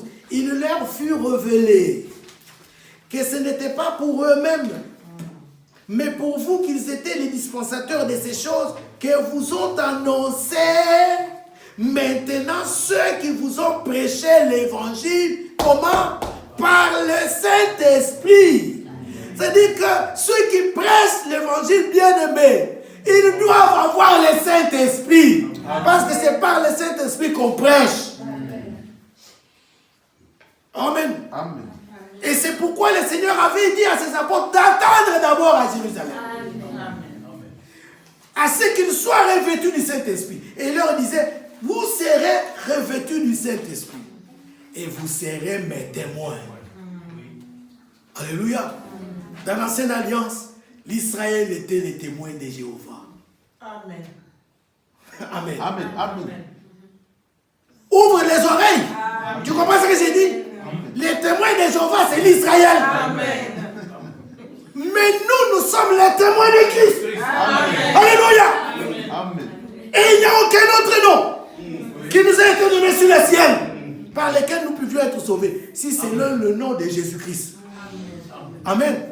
Ce matin, je disais à une sœur qui m'avait téléphoné pour me poser la question, mais Christ signifie quoi? Je suis allé avec lui plus loin pour l'amener à comprendre. Écoutez, lis Matthieu jusqu'à l'Apocalypse. Tu ne trouveras pas quelque part là où on va écrire, hein? Yahweh Nissi, Yahweh Sabaoth, Yahweh Rapha, Yahweh Shalom, tu ne trouveras pas. Mais pourquoi? Écoutez, la révélation. Tout ce que Dieu était dans l'Ancien Testament, cela a été déversé en Jésus-Christ. À lui a pu habiter corporellement la plénitude de la divinité. Et aucun autre nom ne nous a été donné sous le ciel, si ce n'est seulement le nom de Jésus-Christ. Tout ce que l'on doit faire, prier, ou tout ce que l'on fait, on le fait dans ce nom-là. Quand tu as invoqué le nom du Seigneur Jésus-Christ, tu as invoqué les Yahweh Nissi, les Yahweh Rapha. Amen. Est-ce que tu comprends? Parce que tous ces noms-là, quand on appelait Dieu, Yahweh Shalom. Vous savez ce que Shalom signifie? La paix. Alors, mais Christ est notre paix. Amen. Alléluia. Amen. Donc, ce que Dieu était, le Dieu qui donnait la paix là, mais c'est le Seigneur Jésus-Christ dans le Nouveau Testament. C'est-à-dire que le nom du Seigneur Jésus-Christ, ça dire tout ce que Dieu était là, a été déversé en lui. Voilà pourquoi, dès Matthieu jusqu'à l'Apocalypse, même les ouvriers de la première heure, dans leur prière, Amen, bien-aimés, ils priaient bibliquement. Ils avaient la révélation. On en parlera le jeudi. Amen. On va en parler le jeudi. Alors, vous voyez cela? Bon, je ferme la parenthèse. Ce n'était qu'une parenthèse. Je ferme. C'est-à-dire, quand tu invoques, la Bible dit, c'est lui qui invoquera le nom du Seigneur sera sauvé. Amen. Donc, nous n'avons pas un autre nom. Et le nom de Dieu, de la nouvelle alliance, c'est le Seigneur Jésus-Christ. Amen. Amen.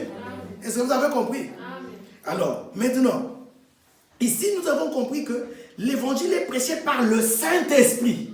Donc, les prédicateurs doivent avoir le Saint-Esprit. Amen. Parce que l'évangile est prêché par l'Esprit. Amen. Pendant qu'il prêche, l'Esprit est à l'œuvre. Et qu'est-ce qui se passe? L'Esprit écrit. Alléluia. Sur les tables de nos cœurs. Retournons allons dans 2 Corinthiens. On va dans 2 Corinthiens, chapitre 3. On était au verset 4, je crois. Alors il dit, on a lu le verset 3, vous êtes manifestement une lettre de Christ écrite par notre ministère. Amen. Non avec de l'encre, mais avec l'Esprit du Dieu vivant. Amen. Autrefois, Dieu avait écrit sur les tables de pierre, avec son propre doigt. Et les pierres étaient en dehors de l'homme. Mais aujourd'hui, il écrit avec son propre doigt. Amen. Et son propre doigt, c'est quoi? C'est l'Esprit. Amen. Et avec son esprit, il écrit sur les tables des cœurs.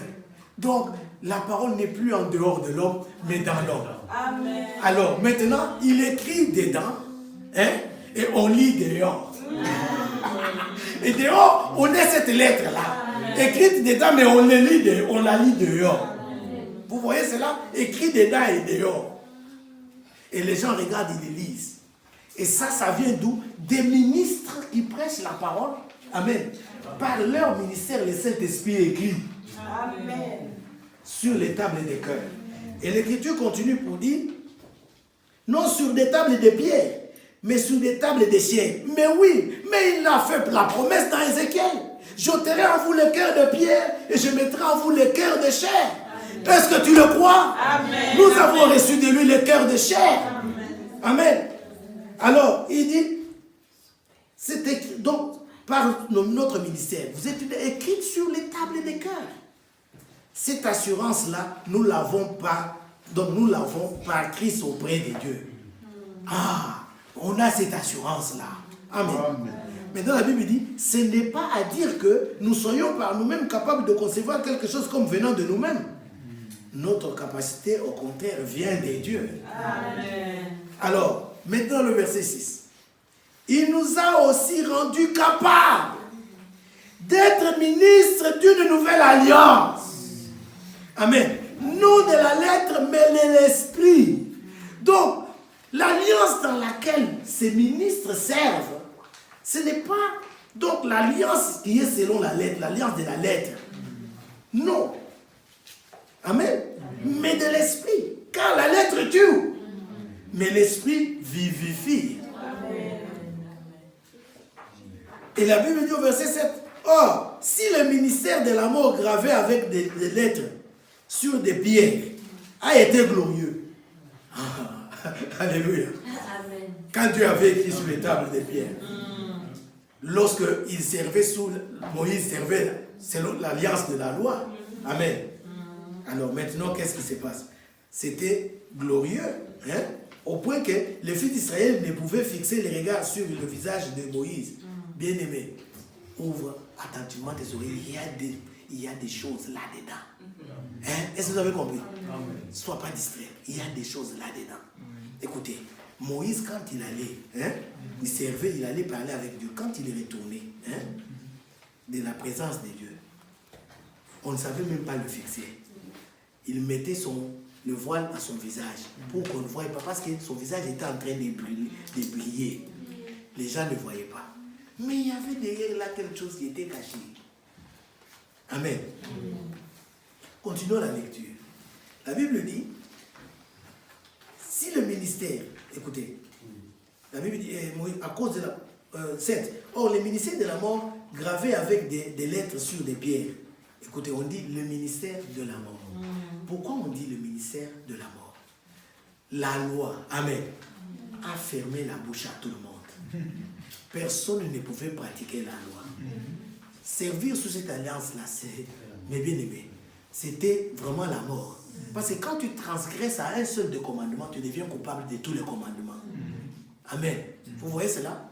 Et alors, quand tu deviens donc tu coupable de tous les commandements, c'est quoi? Tu es mort. Qui pouvait résister? Et selon cette alliance-là, il était écrit, tu feras ceci, tu observeras ceci, tu feras. Hein? Et tu vivras par ces choses. Mais Dieu avait promis une autre alliance. Amen. Et dans cette alliance nouvelle, Dieu ne dit pas tu feras, tu observeras, tu feras cela. Mais il s'engage lui-même. Il dit je. Est-ce que vous comprenez? Et quand tu prends Hébreu, hein, quand tu lis dans Hébreu, au chapitre 8, hein, il parle de la nouvelle alliance qu'il a faite avec nous. Et une chose que tu dois comprendre, c'est que selon cette alliance-là, il dit qu'il va écrire ses propres lois en nous, sur nos cœurs. Vous voyez cela? Et puis, dans cette alliance-là, c'est lui-même qui fera de sorte que nous puissions observer. Est-ce que vous avez compris? Et dans cette alliance qui n'est pas de la loi, alléluia, continuons d'abord ici. Écoutez, l'Écriture dit ceci. Elle ne pouvait fixer les regards sur le visage de Moïse à cause de la gloire de son visage, bien que cette gloire ait été passagère. Combien le ministère de l'Esprit, voilà le ministère dans lequel on est. Amen. Combien le ministère de l'Esprit ne sera-t-il pas plus glorieux? Amen. Si le ministère de la condamnation a été glorieux, amen. Le ministère de la justice est de beaucoup supérieur en gloire. Donc le ministère dans lequel on sert Dieu, qui est le ministère de l'Esprit, le ministère de la justice. Amen. Il est beaucoup plus supérieur en gloire que le ministère. Amen. Selon la lettre. Vous comprenez cela? Et puis il continue. Et sous ce rapport, ce qui a été glorieux ne l'a point été à cause de cette gloire qui lui est supérieure. En effet, si ce qui était passager a été glorieux, ce qui est permanent est bien plus glorieux. Amen. Amen. Ayant donc cette espérance, nous usons d'une grande liberté. Et nous ne faisons pas comme Moïse qui mettait un voile sur son visage. Je vous ai dit d'être attentif, non? Moïse mettait le voile sur son visage, n'est-ce pas? Alors maintenant, nous, on ne fait pas comme ça. Alors il dit, pour que les fils, donc il mettait le voile pour que les fils d'Israël ne fixent pas les regards sur la fin de ce qui était passager. Donc, ce qui était glorieux là, n'était que passager. Mais, c'est-à-dire qu'avec le voile maintenant, il ne voyait pas la fin de cela. Tu as pigé ça? Tu vas comprendre quand on avance. Maintenant, écoute, maintenant il dit ceci, au verset 14, mais ils sont devenus durs d'entendement. Là, on ne parle pas de toi. Ils sont devenus durs d'entendement, car jusqu'à ce jour, le même voile demeure. Ils ont le voile. Ok. Quel est ce voile? Alors il dit ceci, le même voile demeure. Quand ils font la lecture de l'Ancien Testament, et ils ne se lèvent pas parce que c'est en Christ qu'il disparaît. C'est-à-dire que quand le cœur, il dit ceci, disparaît. Jusqu'à ce jour, quand on lit Moïse, c'est-à-dire quand on lit la loi, un voile était sur leur cœur. Mais lorsque les cœurs se convertissent au Seigneur, le voile est ôté. Alléluia. Vous savez pourquoi? Christ est la fin de la loi pour la justification de ceux qui croient. Maintenant, il fallait qu'ils comprennent que le ministère dans lequel Moïse a exercé était glorieux, mais pour un temps. Amen. Cela devrait passer. Mais comme il mettait le voile, il ne voyait pas derrière. Alléluia. Mais jusqu'aujourd'hui, le même voile est là. J'ouvre une parenthèse que je vais vite refermer. Les gens discutent. Dans des églises, on voit une église là, les gens disaient, oh non, écoutez, les femmes doivent voiler leur tête pour prier le Seigneur. Alors j'ai posé la question, quel est le voile que les femmes vont porter? Parce que nous avons beaucoup de voiles. Nous avons beaucoup de voiles. Et puis il dit qu'on a dit le voile. Je dis, ok. Il y a le voile de Moïse. C'est quoi? Est-ce que tu peux me dire, quand on dit que jusqu'à ce jour, le voile est sur leur cœur. Si vous vous dites que le voile, ce sont les mouchoirs, c'est qu'ils ont les mouchoirs sur leur cœur. C'est quel voile? Il n'a pas su me répondre. J'ai dit, écoutez, une écriture explique une autre écriture. Quand on a dit aux femmes d'avoir donc la marque sur leur tête, est-ce qu'on a dit que ce sont les mouchoirs? Lis l'écriture, va te donner l'explication. Et qu'est-ce que l'écriture va dire? La chevelure là a été donnée comme un voile. Voilà le voile. Et ici maintenant nous lisons aussi un voile. Ce n'est pas le mouchoir. Alléluia. Vite je ferme ma parenthèse. Je retourne à ça. Ici on parle d'un voile. C'est quel voile? Bien aimé, je n'ai pas le temps. Il y a le voile de virginité. Il y a donc tout cela. Bien aimé, il faut que les gens comprennent ces choses. Maintenant ici on parle du voile qui est sur le cœur. Et on dit quand ils lisent Moïse, vous voyez, donc la loi constitue un voile sur leur cœur. Et le voile là ne peut quitter que s'ils se convertissent au Seigneur. Or, quand le Seigneur est venu pour la première fois, il y a un mystère qui se passe. Quel est ce mystère? C'est qu'une partie d'Israël est tombée dans l'endurcissement jusqu'à ce que la totalité des païens fassent leur entrée. Vous comprenez cela? Alors, quand ils sont là, cramponnés à la loi de Moïse, et qu'ils continuent à le lire, qu'est-ce qui se passe? Le voile là est sur leur cœur. le voile là ne peut pas sauter. Mais ils doivent se convertir au Seigneur. Vous voyez cela? Et d'ailleurs, il était venu chez les siens ne l'ont pas reçu. Ils ne l'ont point reconnu. Vous vous imaginez? Vous vous imaginez, mes bien-aimés? Ils ont encore le voile sur leur cœur. Et nous, on ne sert pas Dieu dans ce ministère-là. Alléluia. Alors maintenant, les ministres qui servent dans cette alliance nouvelle, bien-aimés, c'est l'Esprit de Dieu qui est à l'œuvre. Amen. Au travers de leur ministère, pour écrire la parole sur les tables des cœurs. Amen. Et quand ils écrivent, Dieu a dit, je ferai de sorte que vous observiez. Amen. Et alors on voit, on regarde seulement. Et nous disons, les commandements de Dieu ne sont pas pénibles. Alléluia. Les commandements de Dieu ne sont pas pénibles. Alors, bien aimés, voilà le travail qu'ils font. Alors, ils sont des dieux. Amen. Et ceux qui peuvent écouter, ce sont ceux qui sont des dieux.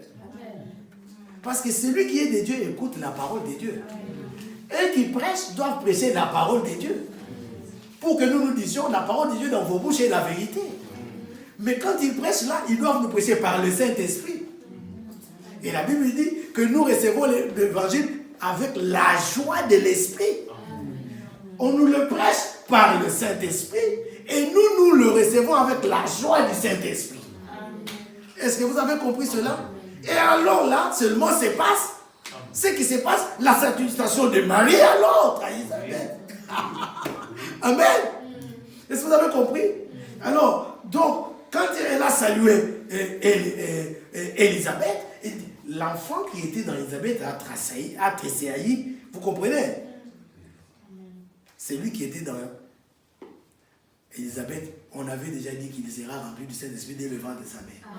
Maintenant, c'est lui qui était dans Marie, on a dit qu'il est du Saint-Esprit. Alléluia. Maintenant, quand il va saluer l'autre, les enfants bougent. Alors, nous voulons, amen, quand ils viennent, amen, que les enfants bougent. Amen. Alléluia. Est-ce que c'est clair? Amen. Que le Seigneur vous bénisse. Amen. On arrête ici aujourd'hui. On va continuer après. Alors, nous allons tenir debout pour la prière.